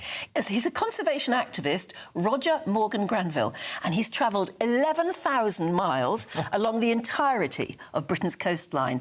And he's now, well, it's affected him in all sorts of ways from a conservation point of view. He's got some really interesting points to make. So conservation activist Roger Morgan Granville joins us now. Roger, is there an entire path that goes all the way around our coastline? I think there's trying to be an entire path, but there's still quite a lot of gaps in it. But there are bits of the coastline you can't walk around practically, but most of it you can, and it's really, really worth doing. And there's so many bits that you wouldn't think were accessible but are. So, but not the path isn't fully complete yet. No. Well, so we can't all follow in your footsteps, but your footsteps are nevertheless there. Where did you start, and did you come full circle, and how long did it take you? Well, I didn't walk the whole thing. I had previously walked up through the spine of Britain, and then I sort of got to Cape Wrath, which is where I started this journey, up the northwest coast of Scotland, and thought, actually, I've missed out the entire coast. I need to do it. So I started at Cape Wrath. I went anti-clockwise round the mainland of Britain, but I kind of hopped in and off islands as well when I felt like it. And it took about a year and a half to do the whole journey. And it was very much on and off, but it was a really delightful journey. I'll bet. What did you discover that you didn't know before? I know that you saw, in fact, you write about it beautifully in a way. You talk about the endless pearl necklace of discarded plastic that you saw, but you also saw some positive things as well. On lots of beaches, you saw people actually picking up litter and trying to do something about it. I think the thing that really staggered me the most was this idea, we call it a coastline, which makes you think it's linear and permanent. And it's anything but linear, and it's anything but permanent. It's highly dynamic. It's shifting all the time. The top bit of Scotland is still rising up in reaction to losing the weight of ice, the Ice Age, London sinking into the clay, and parts of East Yorkshire are eroding at 2 metres a year. And it sort of comes as some surprise to people, but it's been doing that for 8,000 years. Whereas other parts, like up in Hoylake, it was once a town on the sea, it's now a town a mile from the sea. So that's the first thing, was the changeability. But yeah, you're right. The statistic is, I think, 170 pieces of plastic per 100 metres of coast. Oh, that's terrible. And one of the things that is quite surprising is much of what happens to the coast doesn't happen on the coast. So whether it's pollution washing down a river or fishing plastic washing in from the sea, they have to sort it on the coast. So really impressed, those sort of beach cleans. If people can join them, they should. They're fun, but they're incredibly effective. Well, what's next for you? Are you going to write a book about it? I mean, it's quite a thing to walk around the coast, and how it changed, as you say there, the cliffs of Cape Wrath, and I've been there, to the mudflats of Essex. I mean, we do live in a very varied island, don't we? Well, the book has been written. There it is. Here it is. And I think just what's next is the whole business of getting the book out and working on it. And I'm looking at a couple of other ideas. They might not involve quite so much walking next time. Yes. But I do think one of the things that brought me out on this journey was this idea that we've got a bit disconnected with our inner islander. And there's various reasons for that. But I'm trying to bring the coast back into people's attention. And I think that one of the things that happened was the beaching acts closed down a lot of the branch lines that took people for their annual holidays on the coast, just at the time where cheap flights took people off to Spain and Italy and places. And the boarding house habit that died. So people would go to the coast for 2 weeks for their thing. Now they go for 2 days for a stag weekend or something. And there's so much the coast has to offer, and there's so much of our cultural history embedded in it, whether that's from fishing or 37,500 shipwrecks around our coast. You say as well that you were staggered by the beauty of our coastline and by the delight of my 3 constant travelling companions. Can you tell us what they were or who they were? Yes, the gulls were one, and I'm a bit of a seabird nut, so if you're going to go on a long bird watching walk, the coast is a pretty good place to do it. The second one was surf. There's just the sound of the surf in my ear as I was wandering around. And the third one was ice cream. And I'm not a big ice cream eater, but there's something about the sand between your toes that drives you towards that mint chocolate chip van faster than you'd think. And I should put a fourth, which is fish and chips. And I have to say, at the risk of being regionally divisive, that the fish and chips north of the Humber were really, truly excellent. We're looking now at pictures on the screen now. I think from your mobile phone that they were taken, I suppose. Look at the beautiful, views. beautiful pictures. And the rainbows, those you can't see. They were most of them were from my phone, about all of them. It does us all good, though, to be reminded, not that many people need reminding of the beauty of seeing the coast, or at least being able to visit the coast. Thank you so much for reminding us. It sounds like an incredible journey you were on. Good luck with the book. Thanks very much, and thanks for having me on. Thank you. Well, Roger, Morgan, Grenfell, thank you for joining us today on GB News Breakfast. Still to come, Aidan's here with all of your sport. You want to know what's really going on in the corridors of power? Labour don't know what to do with you half the time, and that makes you quite lethal in the chamber. Get behind the headlines with Chopper's Political Podcast. Join me, Christopher Hope, as I sit down with the great and the good of British politics. We'll see where this ruling takes us. These are the stories shaping our nation. Chopper's Political Podcast, available now on all platforms. Listen in and stay ahead. This is GB News, Britain's news channel. I think that things have gone a little bit too far in this country. The fact of the matter is that any well-trained journalist does know that free speech does have to exist in a certain environment where you can't be defamatory and you can't incite racial hatred or violence. We know that because we're trained to recognise it. But what's happened here in this country is we've chucked the baby out with the bathwater. Yeah. What's happened now is that everyone is starting to react to fairly, not innocent phrases exactly, but we're starting to become really obsessive about things that don't actually matter and people should be allowed to speak about. Lucy Connolly's she's a case in point. If you think that the actual Prime Minister now is leading the charge, along with Shabnam Mahmood, to actually shorten jail sentences or have no jail sentences for some criminals, and yet Lucy Connolly is in prison for 31 months and loses her appeal, you've got to start asking yourself, what is going on here? And also, can I just add, Paul Richards, Keir Starmer asked about Lucy Connolly. He says, oh, sorry, I'm not across the case. Come on, pull the other leg. By the way, I don't want to just talk about Lucy Connolly. This is free speech in Britain. Free speech, in my book, does not exist in Britain. Well, technically, you're right, of course, because we can't just say whatever we like. We can't walk into a crowded theatre and shout fire, right? And I can't say so-and-so's a paedophile or so-and-so's a terrorist without, there being some evidence for that. We can't just say whatever we like anywhere we like. We have boundaries and rules. And I would say to the Americans coming over and lecturing us on how to run the place, they display total ignorance of our system so often. And if you vox pop American citizens, they don't know where England is. They think our Prime Minister is King Charles. GB News, the People's Channel. This is Britain's Newsroom, where your voice matters. It's just astonishing. With expert analysis and honest opinion, we don't just keep you informed. We bring you unique perspectives you won't see anywhere else. Can't argue with any of that. When the news happens, it happens here. On Britain's Newsroom, weekdays from 9:30 a.m. Only on GB News. I'm Ellie Costello, and thank you so much for joining us here on GB News, the People's Channel, Britain's news channel.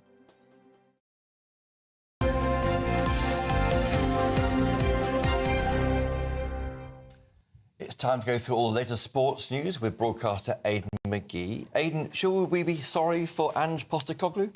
No, because he got £2 million for winning the Europa League. He'll probably get a payoff of around £5 million. His staff will be well remunerated as well. You could say it's failing upwards, although that'd be very harsh considering although they finished 17th in the Premier League and they lost 22 matches, they did win the Europa League. He ended that whole 17-year hoodoo, which is a constant brickbat thrown at the club. But big organisations like this, worth nearly £4 billion, they make key decisions in key areas of leadership, and he has fallen on his sword because the Premier League is so important, because the Premier League, in terms of money, pays the bill more readily than those big trophies do, even though 250,000 people appeared on the streets of North London or N17. On the screen now, there's a picture. We thought Paul Coit. Paul Coit, yeah. Paul Coit next to Ange. He was there. He was loving it. He was holding the trophy. In fact, I think he slept with the trophy. I think that's where he still is, probably. Yeah. He can't prize it out of his hands. Exactly. So look, there are lots of different candidates. I think Thomas Frank would have a good chance at Brentford, but it's costly for Tottenham again because he has a £10 million buyout clause in his contract if they're going to get him out of the GTEC Stadium. What's happening in Andorra? England are playing tonight at 5 o'clock. It's a World Cup qualifier. There are players who are going to be involved with their clubs at the World Club competition or the World Club Cup, but Thomas Tuchel has said they're still going to play. Don't think they're getting out of it. He said, to be fair, none of the managers have rang him and said, can you just go easy on our players a little bit because we need them. But in terms of the game, Thomas Tuchel is warning that not to expect a cricket score because, well, I mean, reading between the lines, I mean, the players are quite tired. They probably don't want to be there tonight. They look tired, though. We're showing pictures. But here's, really they're not weary. exactly barely able to raise a jog. But let's hear from Thomas Tuchel now, looking ahead to tonight's game against Andorra in Barcelona. We anticipate a match where we are huge favourites. We accept the role and we want to live up to that role. So we anticipate a match where we have the majority of the ball. We expect a lot of ball possession. We expect to have the ball and we want to put the ball into your opponent's half and from there find solutions to enter the opponent's box, and the focus will be on the attacking patterns. So that's Thomas Tuchel ahead of tonight's game. Look, he's not going to be earning his corn in games like tonight. It's all in readiness for the World Cup. They've already beaten Albania and Latvia in the qualifiers, and all roads lead to the US next summer. That's when we'll know if Thomas Tuchel's appointment has been a success. And it's a big day in the Rugby League calendar. Yeah, 90,000 people expected at Wembley this afternoon. It's the Challenge Cup final. Hull KR take on Warrington Wolves. Hull KR, a huge story, a bit like a Leicester of 10 years ago in the Premier League. They've really come from nowhere. They don't have much pedigree in this competition. They've not won it since 1980 when they beat their cross-city rivals, Hull FC. Yeah. And I think that, if I remember rightly, I mean, I was too young at the time, but I think there was a front page in the local paper, the Hull Daily Mail, which said, with the last person to leave Hull, please turn the lights out. So that's how long ago we're talking here, but Willie Peters has done a magnificent job with them. They're top of the Super League right now, so they're the favourites, but Warrington have all the pedigree. They're going for a 10th win today, and they didn't perform last year. This is against Wigan, but this is the losing finalists for the last 2 years. So that adds a little bit of spice to it. And you've seen rugby league generally, there's a bit of an uptick there. We discussed earlier on in the year, didn't we, how they took it to Vegas for a Super League weekender, and they made 3 days of it. And a couple of friends of mine went there, said they had a fabulous time. The numbers, the attendances were really good. They were an improvement on the previous year. Yeah, it's a tough game, but it's easier to watch than rugby union because there's no scrums, are there? People like the fluidity of it. People like the fact that it's not a stop-start, and it's a bit pacier as well. A lot of people would call rugby union, critics of rugby union, coming from a league point of view, would call it kick and clap. But look, there's room for both in the calendar, no question about that. They're very different, and I think we have to cover it because, don't forget, we've got a lot of viewers in that neck of the woods. And if you lived in the Northwest, you know it's big. And a lot of viewers saying, don't forget, it's Derby Day today, so can we talk about that when we see you next? Without doubt. Absolutely. Do stay with us. Still to come, Duncan Barks and Jennifer Powers will be here with the papers. But first of all, if you want to know where the holiday sun is, here's some of the top European destinations. dinner under the stars tonight? That reminds me of our travel insurance. You mean all clear skies? All Clear Travel Insurance sponsors GB News Travel Destinations forecast.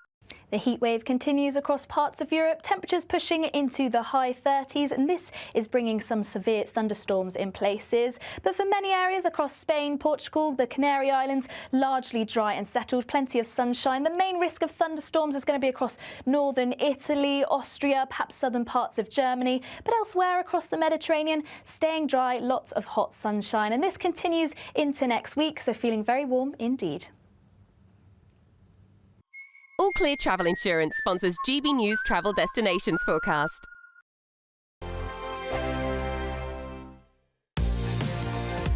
Mornings don't have to be tiresome, especially if you have the right company. Wake up to news as it happens, opinion and debate, and of course, a little bit of entertainment too. Because when the kettle's on, we're on. That's Breakfast on GB News, a show worth waking up for. Every morning from 6 a.m. Only on the People's Channel, Britain's news channel. We'll spread the news, you spread the word. From the school run to the home run, watch a new show for all of Britain. He can say whatever he wants. A straight-talking show where all voices are heard. And, you know, when are we going to stop talking about smashing the gangs and actually do it? With the stories that matter from every part of our country. There's a bit of a crash landing there for your Chancellor. Bold, fearless and standing up for you. That's me, Martin Daubney, 3 p.m. till 6 p.m, weekdays, here only on GB News. The People's Channel, Britain's news channel. Westminster's full of talk, but out here, it's the real world. Am I allowed to talk now? No, that's it. This is where it matters, real people and real lives. That's what politics is all about. In fact, has Trump made a good start?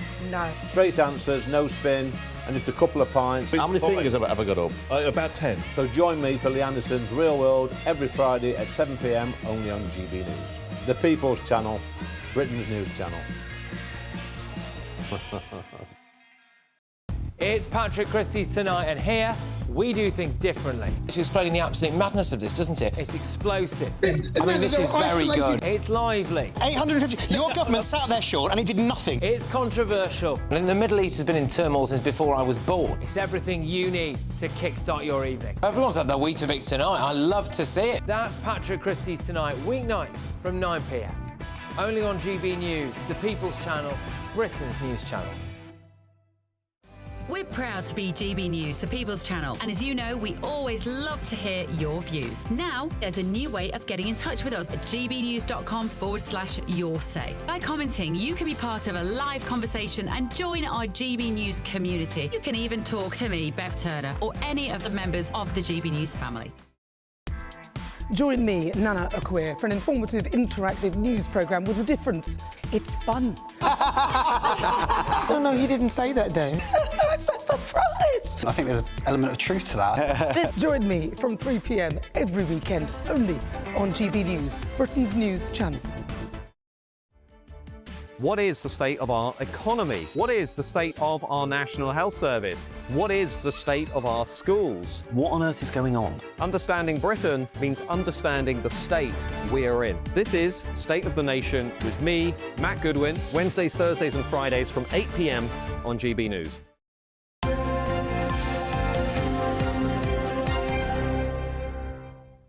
Now, joining us to go through what's making the news is former Conservative advisor Jennifer Powers and political commentator Duncan Barks. Yeah. Welcome both with the papers. Thank you. So let's get our teeth into what's become a very big subject today. This prevent...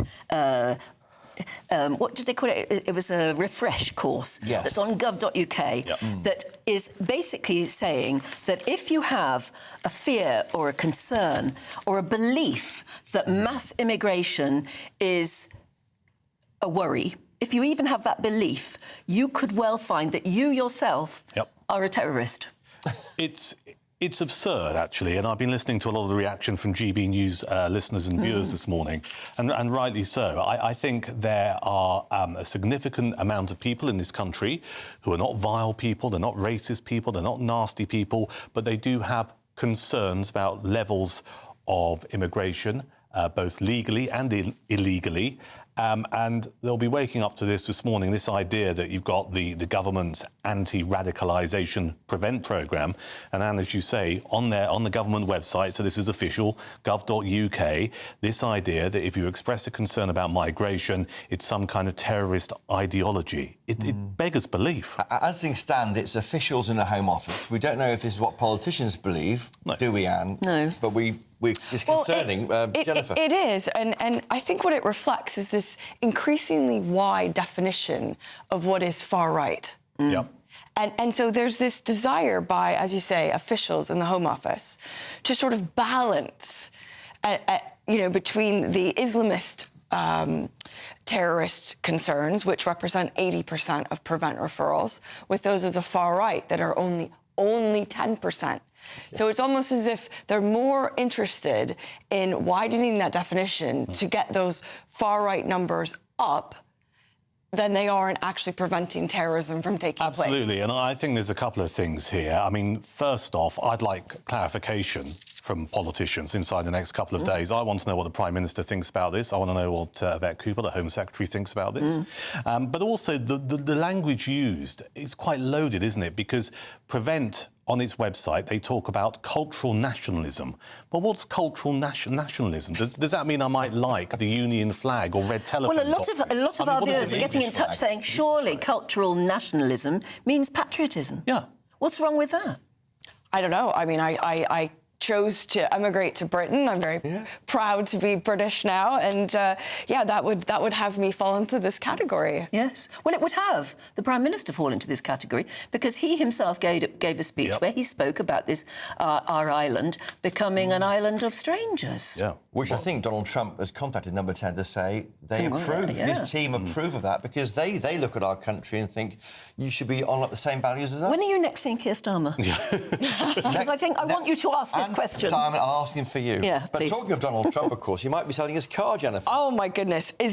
Who needs reality television when you've got the Trump-Musk psychodrama? This is, yes, predictable, but still, such good telly, such good social media. It's absolutely extraordinary, what Trump might call the big, beautiful bust-up. Yeah.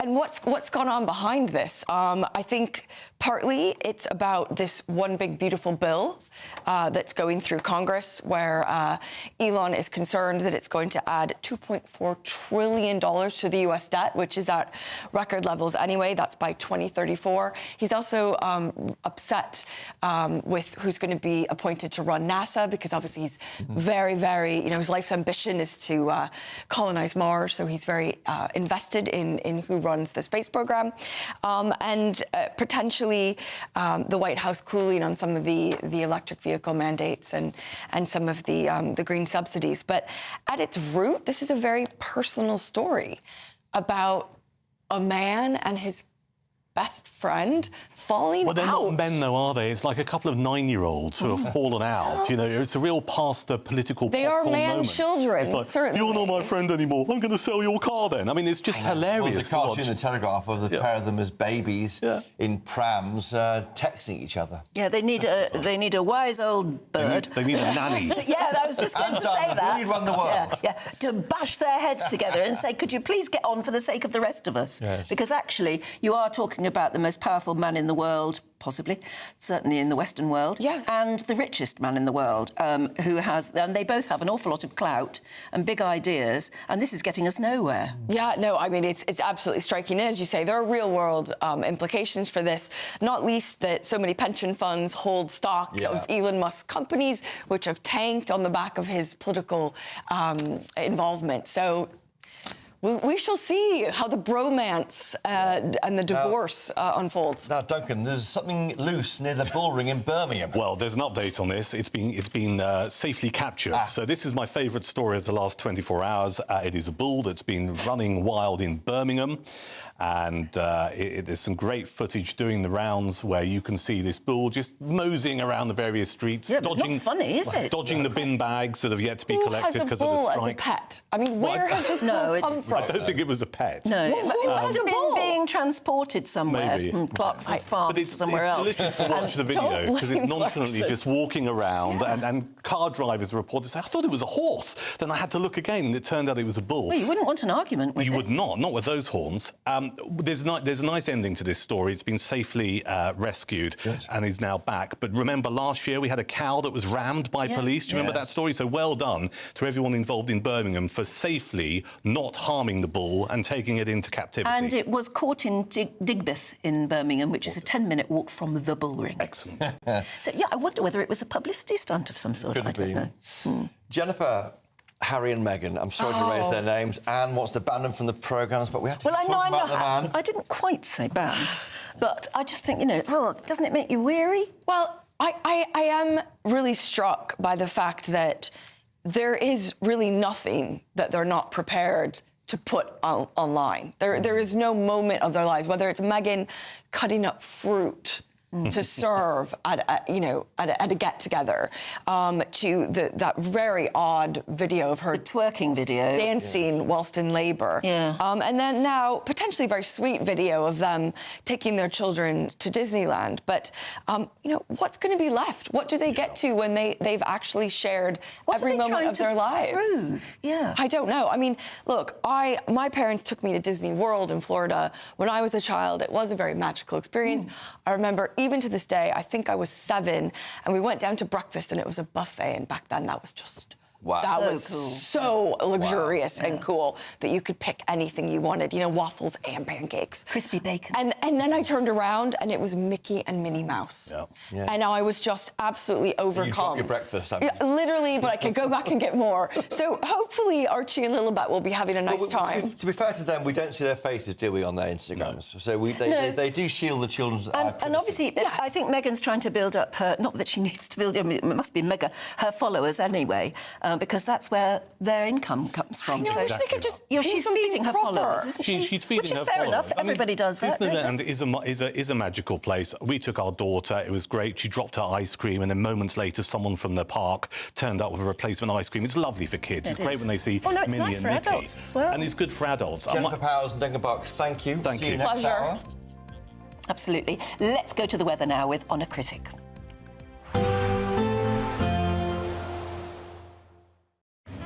Even though we'll see a cloudy start, it'll be a bright outlook for the rest of the day.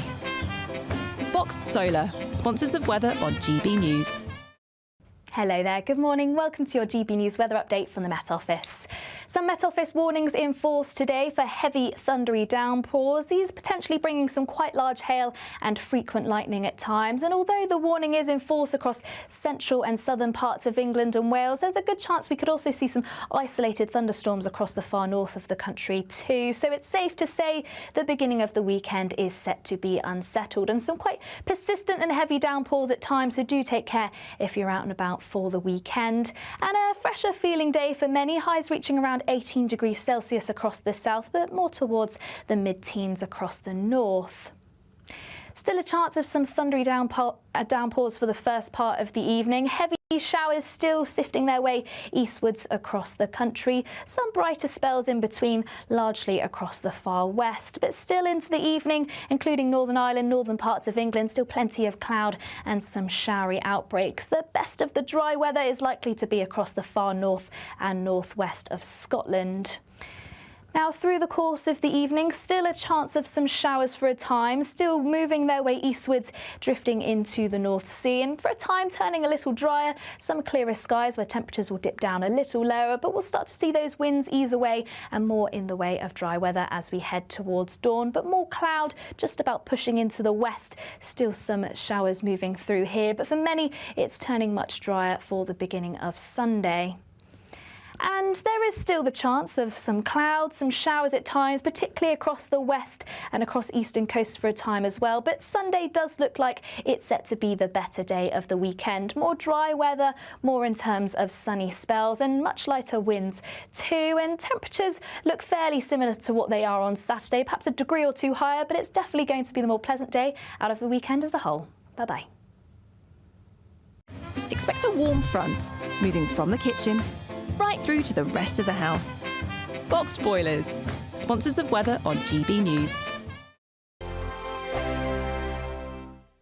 We're kick-starting summer with your chance to win our biggest cash prize to date, as there's an incredible £54,321 in tax-free cash to be won. What would you spend it on? A brand new car, the holiday of a lifetime, or just sit back, relax and remove some of those day-to-day financial stresses? For a chance to win £54,321 cash, text cash to 63225. One entry costs £2.50 plus one standard network rate message, or text bonus to 63225. 5 entries cost £5 plus one standard network rate message. Go to gbnews.com/win. Entries start at £2.50. Call 0903 686 3232. Calls cost £2.50 plus your network access charge, or post your name and number to GB14 PO Box 8690 Derby DE1 9TT. UK only. Entrance must be 18 or over. Lines close at 4 p.m. on the 1st of August. Please check the closing time if listening or watching on demand. Nana Queer, weekends from 3 p.m. Marking the 85th anniversary of Operation Dynamo, where over 338,000 Allied troops were safely evacuated to England during the Second World War. Let's catch up with GB News reporter Dougie Beattie, because he's there somewhere on a boat, I think. Oh, he's still on the high seas. Oh. Dougie Beattie, talk to us. What's been going on? No, Nana, we're just coming in the Ramsgate Harbour, and it is absolutely bunged with people. Absolutely bunged. The sirens have gone off to welcome them back. We have just come to the outer harbour to drop the sail so as we can actually go into the harbour. And if you just stay with us for a minute or two, we will be going through into that harbour. There's Union Jacks flying on the other side of the harbour. There is quite literally thousands of people welcoming them back in, really to show appreciation to what these little boats did 85 years ago. Of course, they went to Dunkirk, collected 338,000 soldiers, and managed to get the British Expeditionary Force back from being put out of the war by the Germans at that time. And this was so vital for that war effort. Really showing appreciation not only for the soldiers, but you've got to remember that everybody 85 years ago were civilians that actually took these boats, privately owned boats, across very rough seas. You just hear a bugle player playing now, and you can see those crowds, Union Jacks, everywhere you look, all very proud of what they managed to achieve 85 years ago, really. And just to the left of me as well, I can see loads of crowds there. GB News, the People's Channel.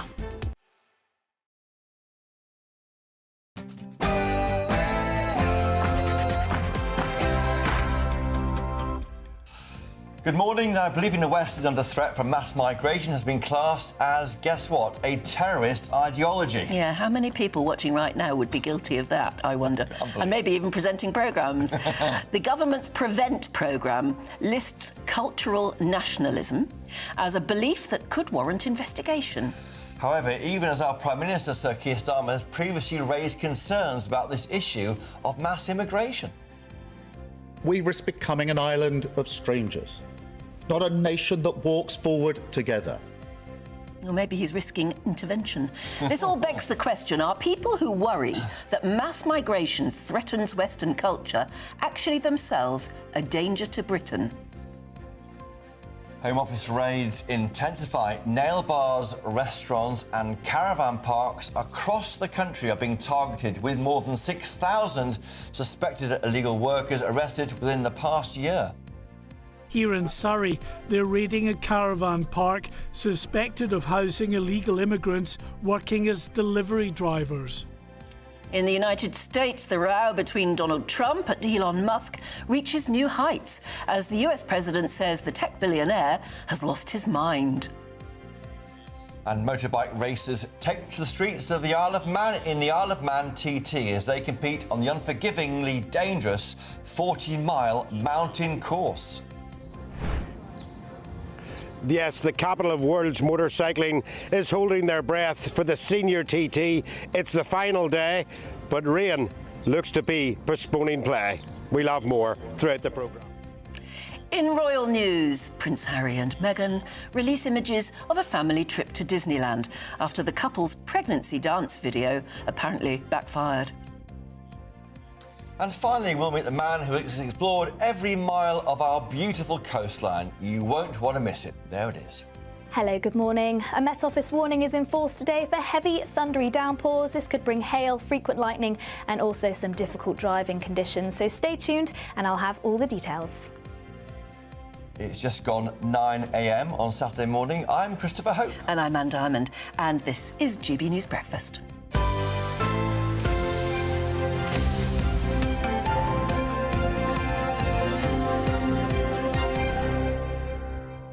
Now, if you are putting a tipple on the... No, it's not. It's a bet on the Derby, because it's the Derby this afternoon. I think the 3:30 is the big race. Big race. Yeah. And the names, and I can only go on interesting names. Nightwalker, good name. Ooh. Tennessee Stud. Stanhope Gardens. That sounds very sort of upper class, doesn't it? Damasus, Medak, Lambourne, the Lion in Winter. That's the name of the horse. I like that one. I might put a tipple or two on that. Ruling Court and Pride of Arras. There we go. And Delacroix. And I think Delacroix might be the favourite. It's a massive day in the flat racing calendar, isn't it? And it's in the old days, the east end of London would empty for this race. That's right. But rain is going to play a big part, I think. Soft going for those who follow the horses. Yeah. If you're going, let us know. Get in touch. Right. And but have fun. Let's move on to this huge story. It started as, you know, the front page of the Telegraph, and then we found it in the Times. And as you said yourself, journalists are going to turn this into a very big story. And rightly so. Well, I'll be helping that with GB News when we meet the number 10 team on Monday. But the government's anti-radicalisation programme has deemed having concerns over mass migration is, guess what, a terrorist ideology. Yeah, they're sort of calling patriotism cultural nationalism.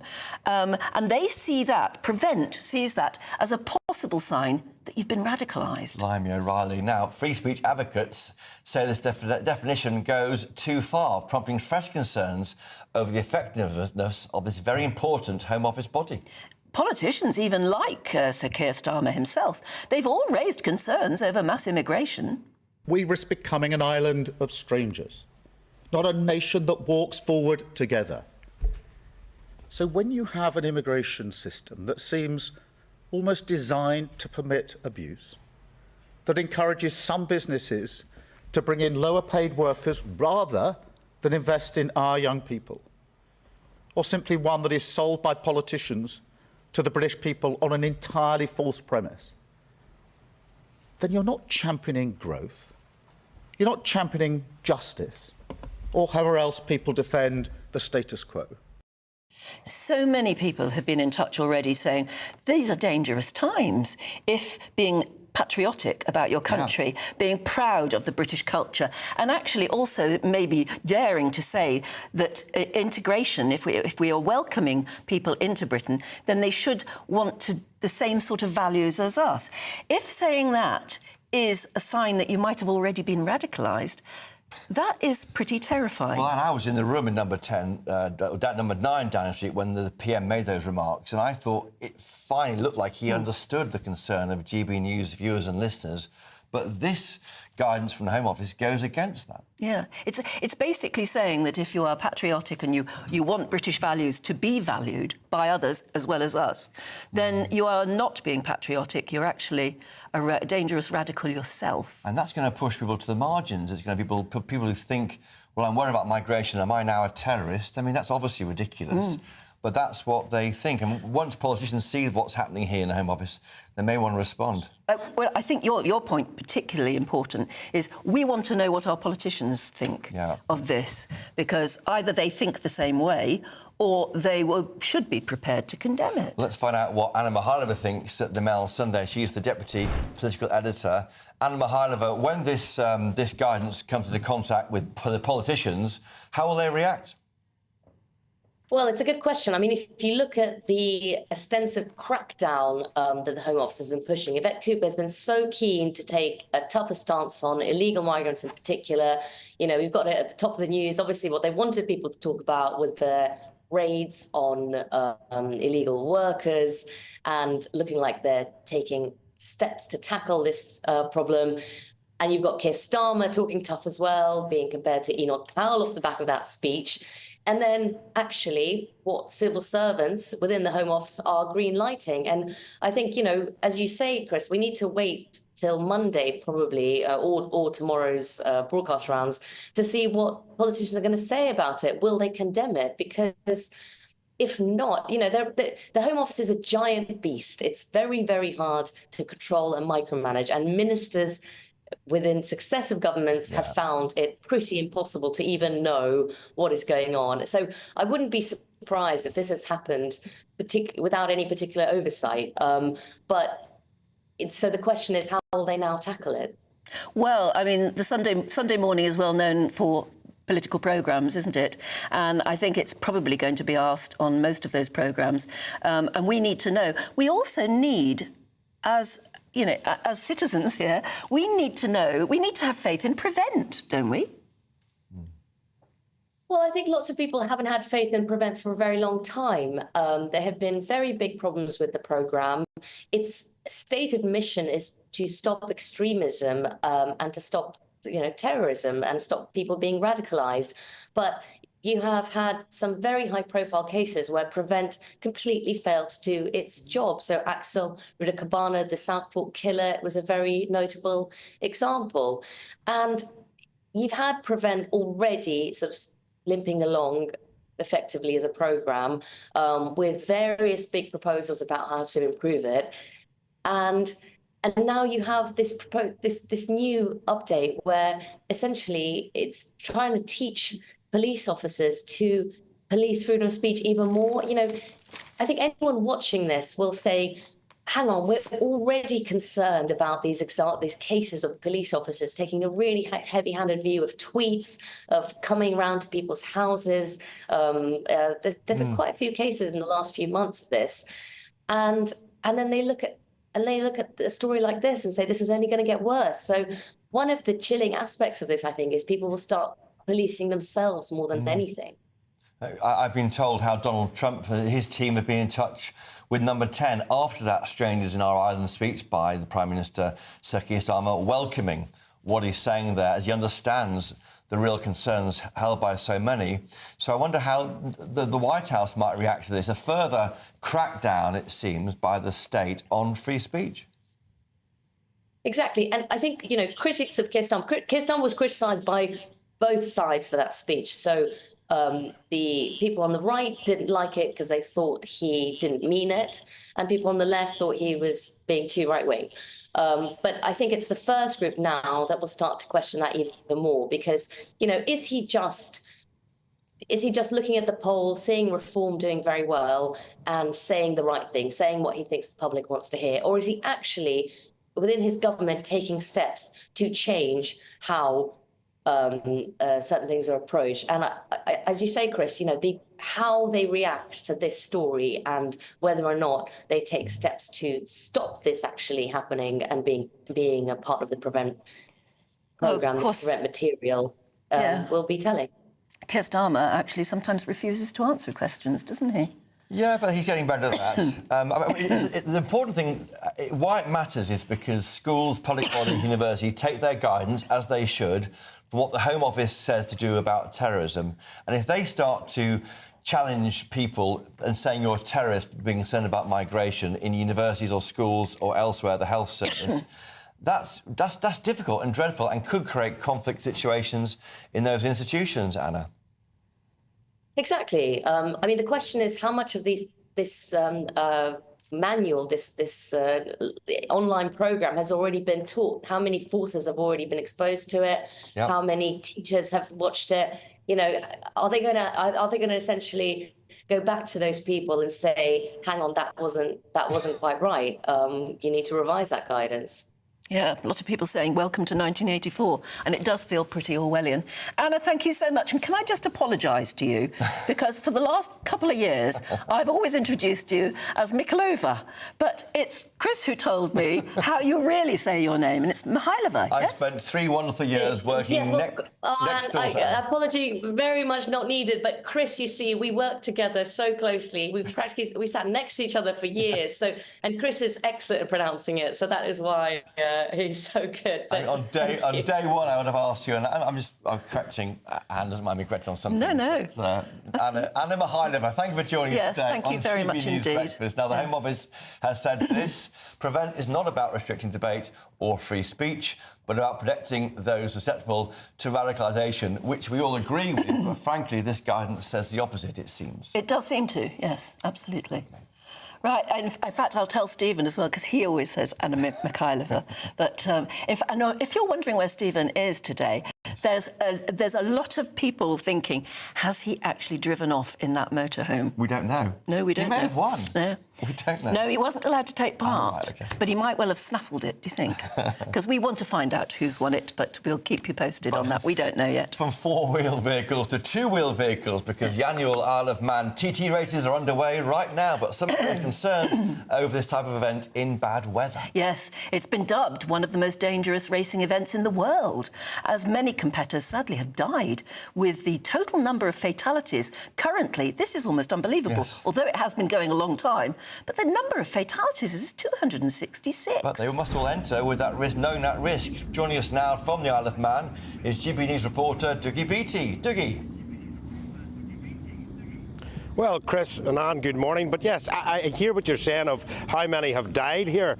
But if you look, most of those deaths were from the 80s back right to the 60s and the 50s because safety was not of any concern. I mean, people used to race here and close the farm gates after them as they were going through. The motorcycles didn't have the suspension, the tyres on them, the leathers and the safety gear that they all wear on these road races are actually developed as they race. They also have many crash barriers, etc. in place now, and your tyre development that you have on your cars and your motorcycles are really, that is what road racing and Formula One, etc. is all about, is able to test under real conditions future products. And of course that comes with a cost, and unfortunately many a young man has lost their life on these roads, but really it sounds very blasé to say, but most of these young men would have had those motorcycles on open roads if those roads were not closed. You just have to look at the death statistics for motorcyclists right throughout Britain in the last year or 2 years, and when you bring that to a controlled atmosphere, it is something entirely different. And this course is 37.75 miles long. It is the capital of world's motorcycling. It is a festival that goes on for 2 weeks and brings people from right across the world here to see this event. Now, I caught up with Davy Todd and Michael Dunlop, and Davy Todd explains how they deal with riding at over 200 miles an hour on 2 wheels. Yeah, getting that first Superbike win was a fantastic start. Was in a close battle with Dean for the win in that first Superstock race, so I'm really looking forward to the second race today. The conditions are still not great, but I don't think they've been great at any point this week. It's pretty tough. I wouldn't want to be one of the organisers in these 2 weeks at the TT. It's the worst weather I've certainly seen since I've been coming here, and yeah, it's just a tough one, isn't it? We've had so much bad weather, wind, rain, everything. 33 wins, 50 podiums. What age were you when you won your first TT, and what is your secret? I don't know. Look, it's just somewhere I've clicked with. It's been good to me, you know, to win obviously around here that many times now. It's a fantastic goal. Obviously, the main thing was obviously to be the most successful TT rider, you know, and we achieved that last year. To take it from the 20s now into the 30s, to be in a category of my own, you know what I mean? So it's it's been good, I must say. That was a real masterclass in that Super Twins, and when Paul Jordan got on the back of you, it actually proved that if he was following your lines, he could do your speed. Where did you learn these lines? How? Okay, it's like everything. It's easy to follow. You know what I mean? It's doing it yourself is the hard game. You know what I mean? So obviously I didn't go mad in the last half a lap anyway. So it gives somebody a chance to follow, no problem. You know what I mean? Well, and you could hear Michael Dunlop there, and you talk about people being killed in motorcycle racing. His uncle was Joey Dunlop, 5-time world champion, and formerly held the record here of the most wins, and was killed in Estonia. His father was killed in the Northwest 200 in a motorcycle race, and his brother William was killed in a motorcycle race in the Republic of Ireland. And he is still going on. He is still racing. In fact, the day after his father was killed in practices in the Northwest, Michael went out the next day and won the 250 race. So it shows you how these men have been brought up with this sport, and how they don't see the dangers. And at 200 miles an hour, Dean Harrison told me that your mind gets used to it. Your brain's a marvellous thing, and it slows everything down. I suppose it's a bit like going on the motorway in your car at 70 miles an hour, and you get so used to it, when you go down and come off the motorway, you could nearly think you could step out of the car. There is risks. They know the risks, but they see the championship being worth it. Yeah, clearly. It's in the blood, isn't it? And as you were saying, Chris, it's exciting to watch. Dangerous it may be, but maybe that's what makes it exciting. But people go into knowing the risks, and in fact, as you said there, he's had tragedy in his family, and he's still doing it. I think it's a free country, and it's an amazing thing to see, and, you know... Well, it's a free country, it really is. It's self-governing, isn't it? It's a British Crown dependency. I didn't realise that. I've always known that it... I just thought they had a very strong sort of council. How close do you get to the bikes as they fly by? I mean, you really can stand, and they are literally feet from you, aren't they, when they race around the island? Oh, yeah, I mean, you could reach out and touch them in parts, and there's hundreds of campsites the whole way around here, thousands and thousands of people. This is the Isle of Man's biggest financial couple of weeks. But I said there, I listened to Anne there saying about the Isle of Man, and you know how I love my history. The Isle of Man is the longest serving consecutive government in the world, the House of Keys. And this was formerly a Viking island that was sold to the British many, many years ago. Oh, isn't that fascinating? I love the fact that there are these idiosyncratic little bits of the map that have their own way of doing things. Thank you so much. It looks lovely. That looks like a very long Victorian or Georgian terrace along the coast there behind you. It looks fabulous.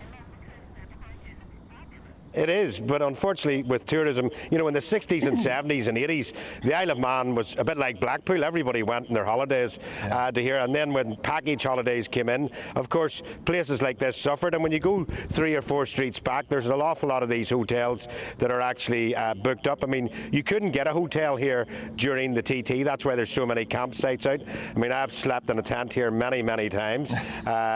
In fact, last night I slept not in a hotel, I can assure you. I slept in a yacht at the other side of Peel. Some of my friends had a yacht out, and I said, because you can't get a hotel, because it's booked up a year in advance. There's so many people coming here. That's how good it is for the economy. Yeah. Well, they wouldn't want to be without it, would they? That's the best excuse I've ever heard for sleeping on a yacht, is because you couldn't get a hotel. How many are there, just briefly, Dougie, how many are there in the Isle of Man today? Oh, there is quite literally thousands and thousands of people. I think there's well over 140,000 people here. It is, I mean, there's special buses running all the time. And then what happens, 10 o'clock in the morning, they close off all the roads. And you can imagine it's a 37 and 3/4 mile circuit. So every road in it is linked to that circuit. So basically the whole island closes down. If you ever want to buy a car or a vehicle, come to the Isle of Man. It is only 30-something miles long. There's no miles on it. Oh, it's lovely to see you there. Thanks very much indeed. Lovely to join you. Is it a tax haven? Apparently it levies very low taxes. It does it in its own way. Well, this weekend is a big weekend in the Isle of Man. But looking at the weather, let's hear from a Honda critic.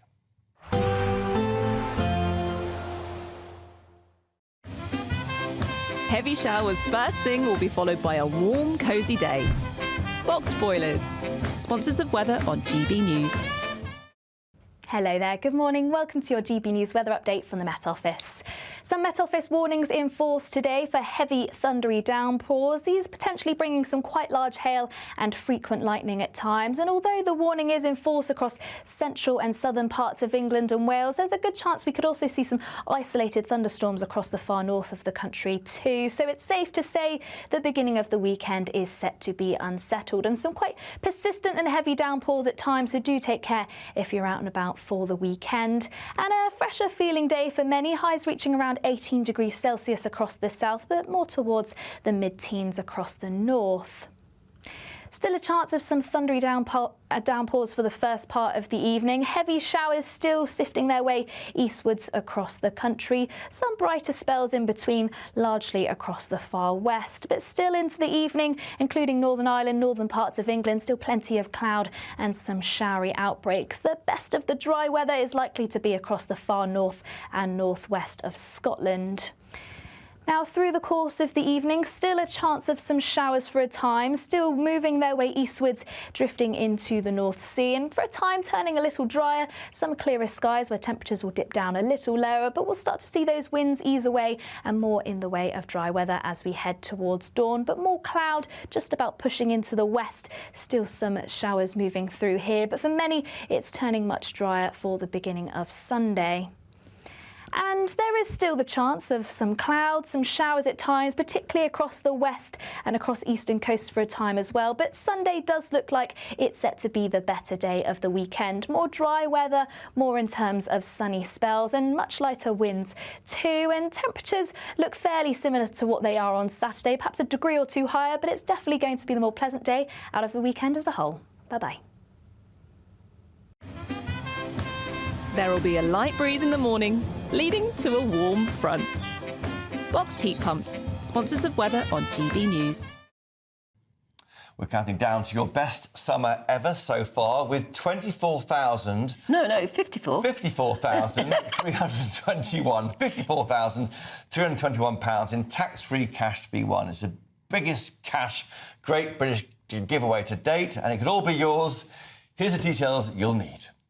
It's our biggest cash prize to date, and you could win it. £54,321 in totally tax-free cash could make your year the best yet. How would you react if you got that winning call? Oh my God, I'm going to cry. Do you know what? I've never won anything like this in my life. Oh my God, this is amazing. Thank you. You weren't expecting to get that call today, were you? No, I wasn't. £54,321 could make you our biggest cash winner to date. For a chance to win £54,321 cash, text cash to 63225. One entry costs £2.50 plus one standard network rate message, or text bonus to 63225. 5 entries cost £5 plus one standard network rate message. Go to gbnews.com/win. Entries start at £2.50. Call 0903 686 3232. Calls cost £2.50 plus your network access charge, or post your name and number to GB14 PO Box 8690 Derby DE1 9TT. UK only. Entrance must be 18 or over. Lines close at 4 p.m. on the 1st of August. Please check the closing time if listening or watching on demand. Good luck. Well, the best of luck with that. Don't go away. We'll be back in just a couple of moments. You're watching GB News Breakfast with Chris and Anne. Good Afternoon Britain isn't just about us. The wonderful thing about this programme is it's about everyone watching. It's an interactive programme. Well, there absolutely is something to see here, and we're going to be talking about it more. Whether it's breaking royal news, please bring us up to date, or indeed a particularly punchy speech in the House of Commons. Very, very curious. We bring it to you live, and then we bring you live reaction as well. That's Good Afternoon Britain, weekdays from midday. Only on GB News, the People's Channel, Britain's news channel. Mornings don't have to be tiresome, especially if you have the right company. Wake up to news as it happens, opinion and debate, and of course, a little bit of entertainment too. Because when the kettle's on, we're on. That's Breakfast on GB News, a show worth waking up for. Every morning from 6 a.m. Only on the People's Channel, Britain's news channel. We'll spread the news, you spread the word. From the school run to the home run, watch a new show for all of Britain. He can say whatever he wants. A straight talking show where all voices are heard. And, you know, when are we going to stop talking about smashing the gangs and actually do it? With the stories that matter from every part of our country. There's a bit of a crash landing there for your Chancellor. Bold, fearless and standing up for you. That's me, Martin Daubney, 3 p.m. till 6 p.m, weekdays, here only on GB News. The People's Channel, Britain's news channel. Westminster's full of talk, but out here, it's the real world. Am I allowed to talk now? No, that's it. This is where it matters, real people and real lives. That's what politics is all about. The fact that Trump made a good start, no. Straight answers, no spin, and just a couple of pints. How many fingers have I got up? About 10. So join me for Lee Anderson's Real World every Friday at 7 p.m, only on GB News. The People's Channel, Britain's news channel. We're proud to be GB News, the People's Channel, and as you know, we always love to hear your views. Now, there's a new way of getting in touch with us at gbnews.com/your say. By commenting, you can be part of a live conversation and join our GB News community. You can even talk to me, Bev Turner, or any of the members of the GB News family. Join me, Nana Okoye, for an informative, interactive news programme with a difference. It's fun. No, he didn't say that, though. I'm so surprised. I think there's an element of truth to that. Join me from 3 p.m. every weekend, only on GB News, Britain's news channel. What is the state of our economy? What is the state of our National Health Service? What is the state of our schools? What on earth is going on? Understanding Britain means understanding the state we are in. This is State of the Nation with me, Matt Goodwin, Wednesdays, Thursdays and Fridays from 8 p.m. on GB News.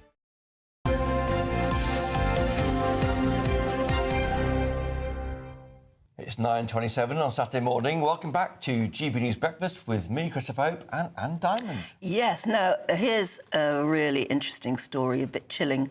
A grooming gang victim has spoken exclusively to GB News about why she is separated from her 4-year-old son, who is being raised in Egypt without her.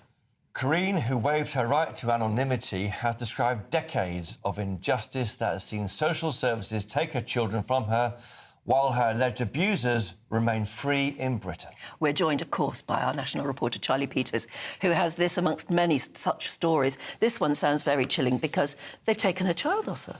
So, Karine has endured decades of abuse, has suffered for so much time and in silence. And this story is really important because right now the government is preparing to release a review being conducted by Baroness Louise Casey looking at grooming gang abuse around the country. It's a national audit, but the government say that Telford, where Karine is from, is a model, that the Telford inquiry is a real example of change and action and that they don't need a national inquiry because that local review is a great example of how you can get things done. We are showing today that that is not the case, that thousands of people around this country, most of them women, most of them girls, have been failed by these local authorities, some of whom have had these inquiries.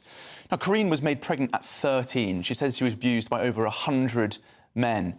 And during a period of enormous chaos after she reported that abuse to the police, well into her adulthood, she was moved to Egypt, she says, by her abusers. They paid for her to go to Egypt to get her out of the country. Now, I understand that the men involved deny all of the allegations, but it was during a period of chaos caused by her reporting the abuse, it not being taken seriously, that she moved around the country very many times and her child was taken off her, her first child was taken off her.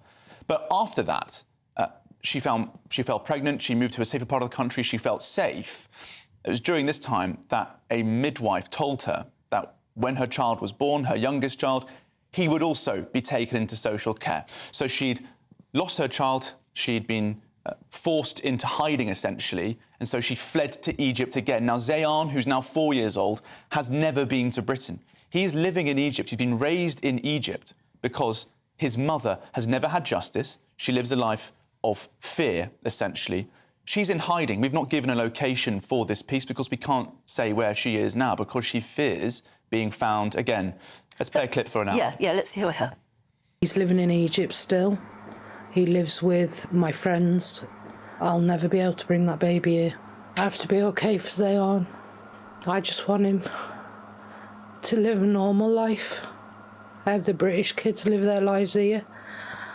And right now, he's never going to be able to have a life like that. My health isn't very good. So I can't fly to Egypt as much as what I was. He's missing me. He keeps asking when am I going back.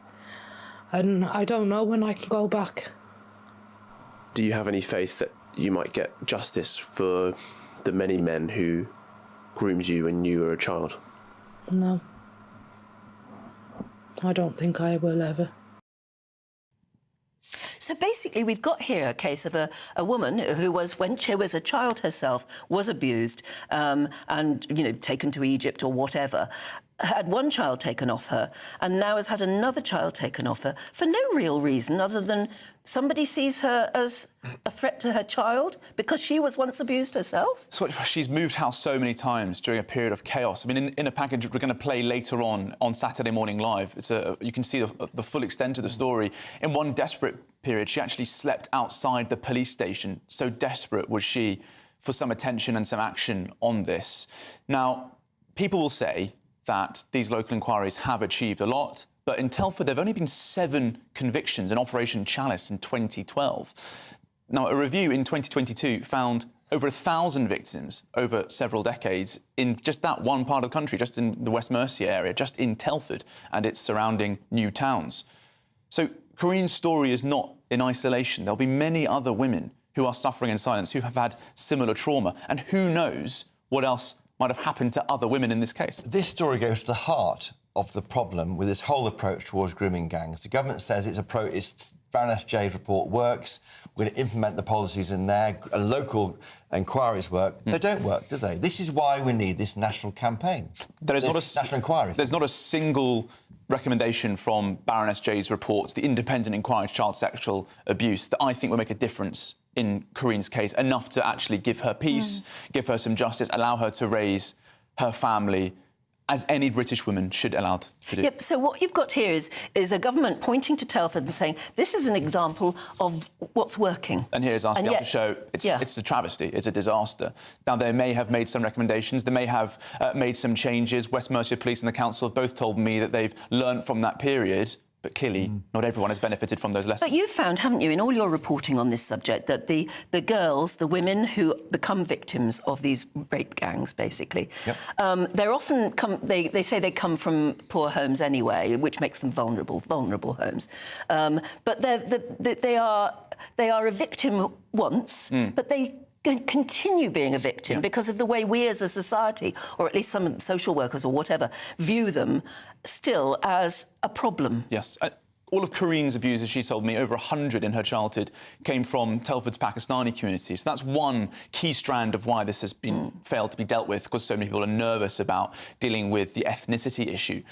But also, these women do suffer into adulthood because not only are they mistreated by the state, who fail to engage with this issue in their children, because they have been groomed, many of them don't realise that they are victims. They think it's normal. They think it's an ordinary part of growing up, especially in a town like Telford or Rotherham or Rochdale or Oldham or Newcastle, where there are another 50 different towns and cities we've found where these crimes have been going on, where this is so common, where so many of your friends might be experiencing the same thing. Corinne only made her report to the police in 2018 because she saw a newspaper report with 2 of her friends being named who had died as a consequence of this abuse. Murdered, I should say.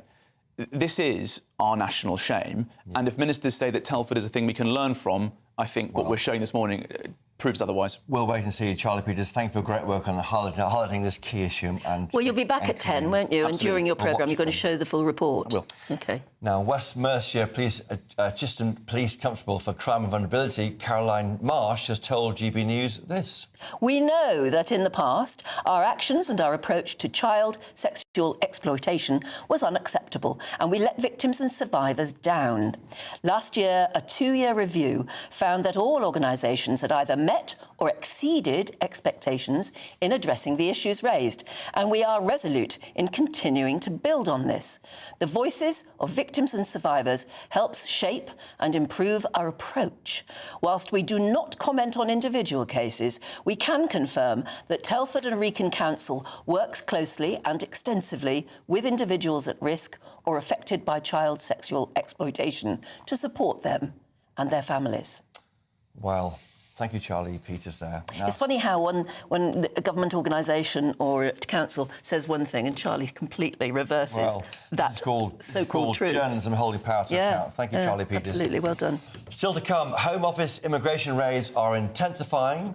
Nail bars, restaurants and caravan parks across the country are being targeted, with more than 6,000 suspected illegal workers arrested within the past year. That's next. This is GB News Breakfast with Christopher, Hope and Anne Diamond. You want to know what's really going on in the corridors of power? Labour don't know what to do with you half the time, and that makes you quite lethal in the chamber. Get behind the headlines with Chopper's Political Podcast. Join me, Christopher Hope, as I sit down with the great and the good of British politics. We'll see where this ruling takes us. These are the stories shaping our nation. Chopper's Political Podcast, available now on all platforms. Listen in and stay ahead. Nana Queer, weekends from 3 p.m. Today I'm joined by a nurse and an abuse survivor, Karen Danson. Now, when working at the County Durham and Darlington NHS Foundation Trust, she says that she had to beg her bosses not to let her male-born nurse, identifying as a woman, use their changing rooms, so the female changing rooms. Karen was abused by her father as a child, and this brought back traumas relating to years of abuse. Now, Karen and other Darlington nurses have launched a discrimination claim against their employees. This claim is still progressing, notwithstanding the recent Supreme Court judgment. Can you take us back a little bit to what happened to you as a child, to give us an idea of why you were so nervous about this individual entering a female-only space? Yeah, so I was sexually abused by my dad when I was a child. It started when I was 6 years old, and it was like 3 times a week, every week for 6 years. It left me with PTSD.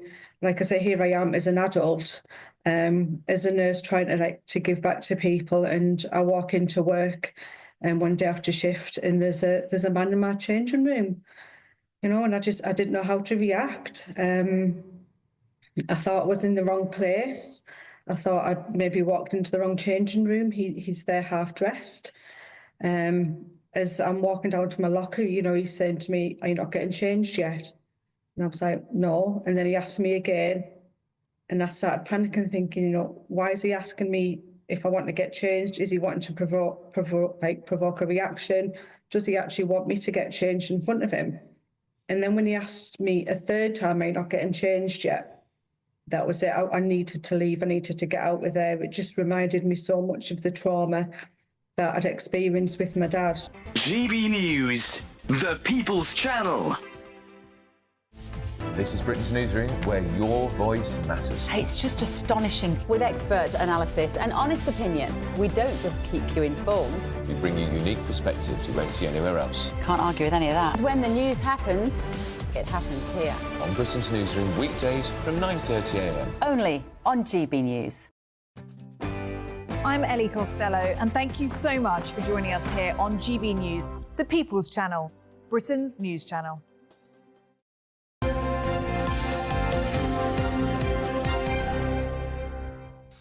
9:39, I was going to say. So the government has stepped up the number of immigration enforcement raids by around 50% since Labour took office. Home Office figures released show more than 9,000 immigration raids since last July, with almost 6,500 suspected illegal workers arrested. Our Home and Security editor Mark White reports. Across the country, immigration enforcement teams have been much more visible of late. Here in Surrey, they're raiding a caravan park suspected of housing illegal immigrants working as delivery drivers. Across the site, The obvious signs that some here are working in the gig economy, with multiple delivery bikes parked outside some of the static homes. 9 people here were detained on suspicion of immigration offences.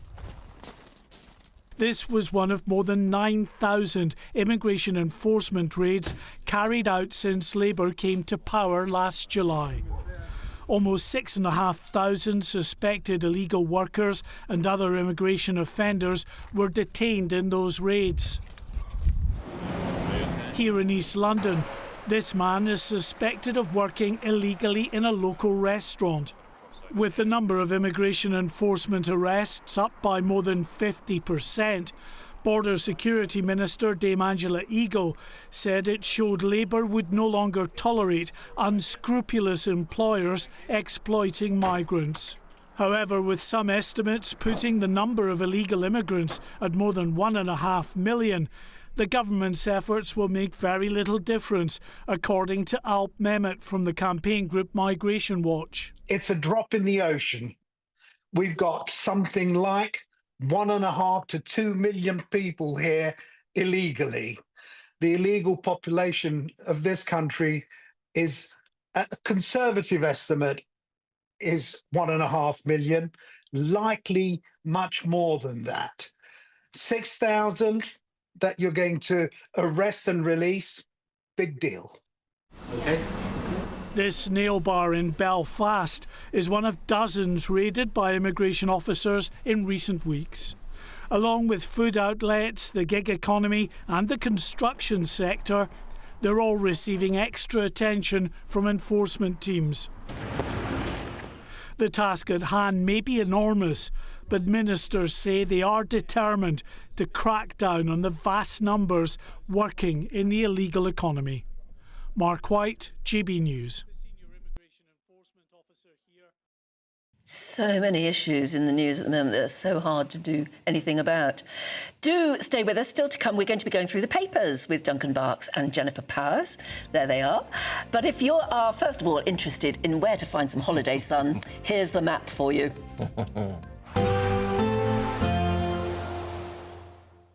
You're looking happy. Well, the forecast looks good. So you've sorted the travel insurance then? All Clear Travel Insurance sponsors GB News Travel Destinations Forecast.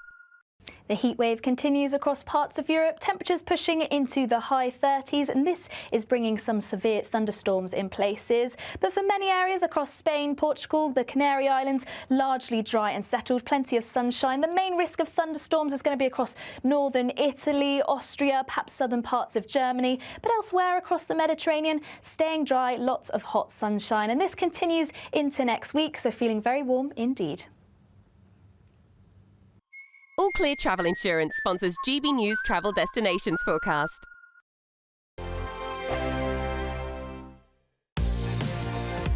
Mornings don't have to be tiresome, especially if you have the right company.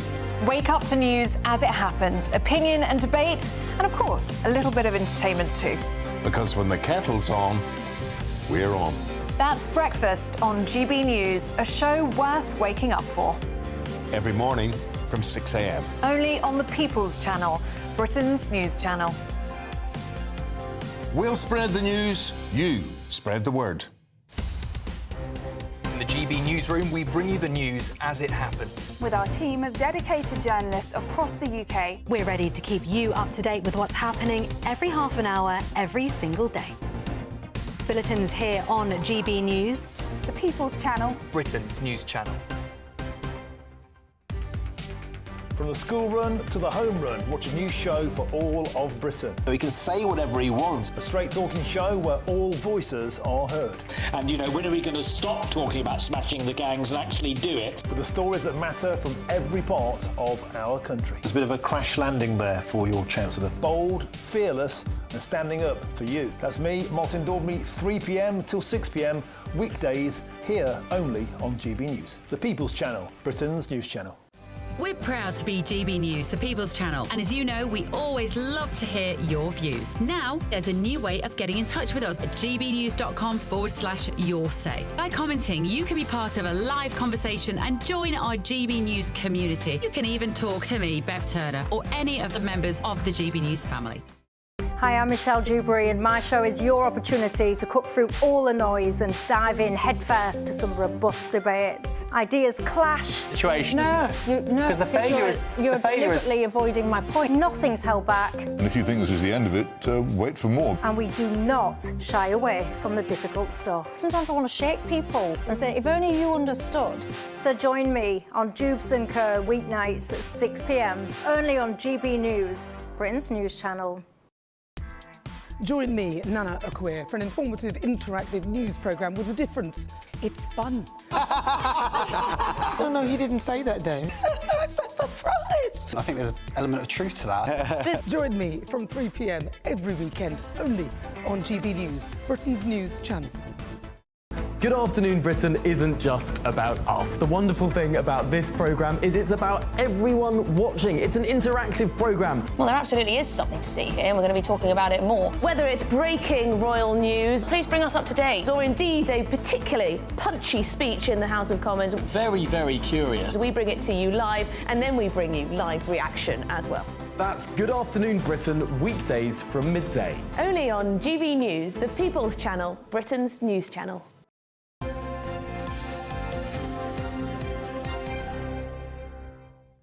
It's 9:46 on Saturday morning, and joining us now for a look at the papers is, again, former Conservative advisor Jennifer Powers and political commentator Duncan Barks. Duncan. Yes. Duncan, George Osborne's going to give more things away. Yes. We've given the Chagos Islands away. George didn't No, that wasn't his fault, but this one looks as though But there is this theme, this trend that seems to develop that we're giving stuff away. So this is a really interesting story about the Elgin marbles. Now, there's a magazine called The Critic, and a few days ago, they reported that George Osborne was planning to give the Elgin marbles to Greece as part of a permanent loan deal. That's what The Critic said. Permanent loan. And they said, and they claimed, that it was extremely unlikely that they would ever return to Britain. Now, that was poo-pooed as a story. But in the Times today, there does appear to be this situation where the marbles could return to Athens on almost like a permanent loan. And I'm going to be quite crass and crude here. In exchange, we get some nice bits of rock we can stick in the British Museum. So that's kind of the story. And I think you're right. We do have this narrative developing, which is just like, oh, well, you know, let's just give stuff away, stuff that matters to Britain. To be fair, Lord Elgin did sort of secrete them back to Britain, didn't he? He took them out of Greece and took them away. Well, this report says that he paid for them. Oh, does it? Yeah. Bought them. It's true. He bought them. But I think this is extraordinary because if we think about what is the purpose of a museum, what is the purpose of the British Museum, it is to protect and conserve artefacts for the nation or for the world. And this is the same British Museum where a former curator actually stole and sold more than 2,000 Greek and Roman artifacts, of which they've only got 626 back. Yeah, well, believe me, this Elgin marbles row is going to be the big row of the incoming weeks. Of course, the government calls them the Parthenon marbles to try and take away the Elgin side of it. I know Tory MPs like Robert Jenrick will get involved. There's some question mark over whether the Museums Act, you can do this, because you can't give them away, can you, Duncan? You can loan them, but we'll never get them. And if you just start doing this, though, Anne, what's left in the British Museum? That's the big question, is what's next, then, isn't it? I mean, you look at the British Museum, and it is full of things from other countries. Wonderful, amazing things. And they are shown off well, and they are looked after very well and preserved very well. I mean, like the Rosetta Stone is in the British Museum. Things that are so incredibly important, but we do live in a different age now. We do, and just a bit of context for those people watching and listening, George Osborne, the former Chancellor, is chairman of the British Museum. I think he's coming to the end of his time there, and just for a bit of balance here, Downing Street spokesperson said we have no plans to change the law that would allow the permanent loan of the Elgin marbles. But I think, you know, once you say, oh, you know, we'll have some kind of exchange deal, you can have them, Athens, it does set a precedent, doesn't it? It comes down to what does the Museums Act allow you to do. Exactly. I can only imagine the legal challenges to this if it happens. But Jennifer, you've been looking at WFH, that means work from home. Well, yes, and this was in a story in the Mail on page 5 about how attendance figures in Whitehall, despite pledges to the contrary, have remained static or fallen during the first 3 months of 2025. Treasury is the worst offender of the larger departments. I think they have an attendance rate of something like 63%, with everybody else working from home, and we've had the expected Tory attacks at Labour for not taking public sector reform and public sector productivity seriously. Yeah, and it matters, doesn't it, Duncan?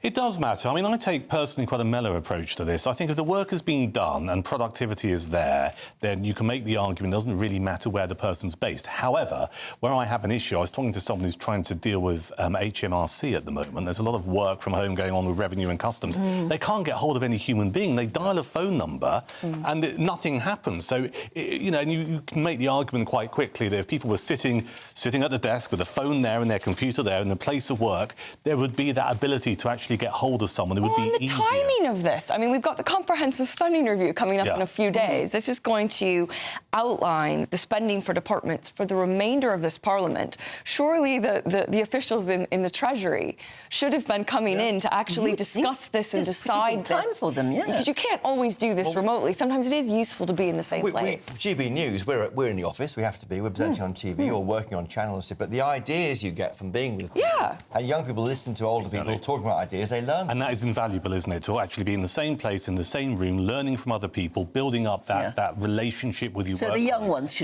could go in the office. Well, I think it's important for something like the comprehensive spending review. How do you do that in isolation? You need to come together and discuss it. One more thing, Duncan. Yes. Global warming means that you can grow champagne grapes in Scotland. This is a lovely story. It's a couple who are based in, near Melrose in Scotland. They're saying that climate change has allowed them to turn an old potato field into somewhere to grow grapes, and they've been bottling Borders Bubbly. They did a course at Plumpton College in East Sussex to learn how to make wine, and now they're producing these bottles at the moment just for friends and family, but they're working on a business plan in order to maybe upscale it. Has anyone actually tasted it? Well, they have. Yeah. and they unsurprisingly say it's marvellous. They actually say it has a light, fruity taste. Well, that sounds nice. I want to try it. Yeah, I me absolutely love the champagnes from Sussex. Because you're not allowed to call them champagnes. They have to be English sparkling wines. Yes, well, they're gorgeous. Scottish sparkling wines. So I'm looking forward to it. But they are grown from champagne grapes that came from Champagne. That's right. So this is a plus side of global warming? It is. I mean, there's acres and acres and acres being bought up, particularly in the south of England, but I think obviously elsewhere as well now, that apparently now have the same climate exactly, and they've got the same soil because we were once, joined on to France. They are absolutely brilliant at growing champagne grapes. Really good. And it tastes nice. Pop the corks in the name of climate change. Yeah, well, it's one thing, I suppose, yeah. Perhaps the Scotland will be like the Costa del Sol, will be flat by flats, the warm seas. I don't think we can take it that That might take a while. Yeah. Thank you so much, chaps, for being with us for 4 hours this morning. Always a pleasure. Thank you. But I tell you what, if that is it from us, but next it's Saturday Morning Live with Charlie Peters and Miriam Cates. Good morning, chaps. Good morning. Well, coming up at 10 o'clock, we will be joined by Lois McClatchy, a free speech activist who this week was arrested in Brussels for the crime of holding up a sign asking for children to be protected. Well, she's been released and she's going to be joining us here on the sofa. And we've got much more coming up on Saturday Morning Live. We'll also have a full exclusive report from Telford where a grooming gang survivor has spoken to me about how her son is being raised in Egypt because she fears he's going to be taken into social care while none of her alleged perpetrators have ever faced any justice. And there's loads more coming up on the show this morning, so stay with us. But before that, let's have your weather.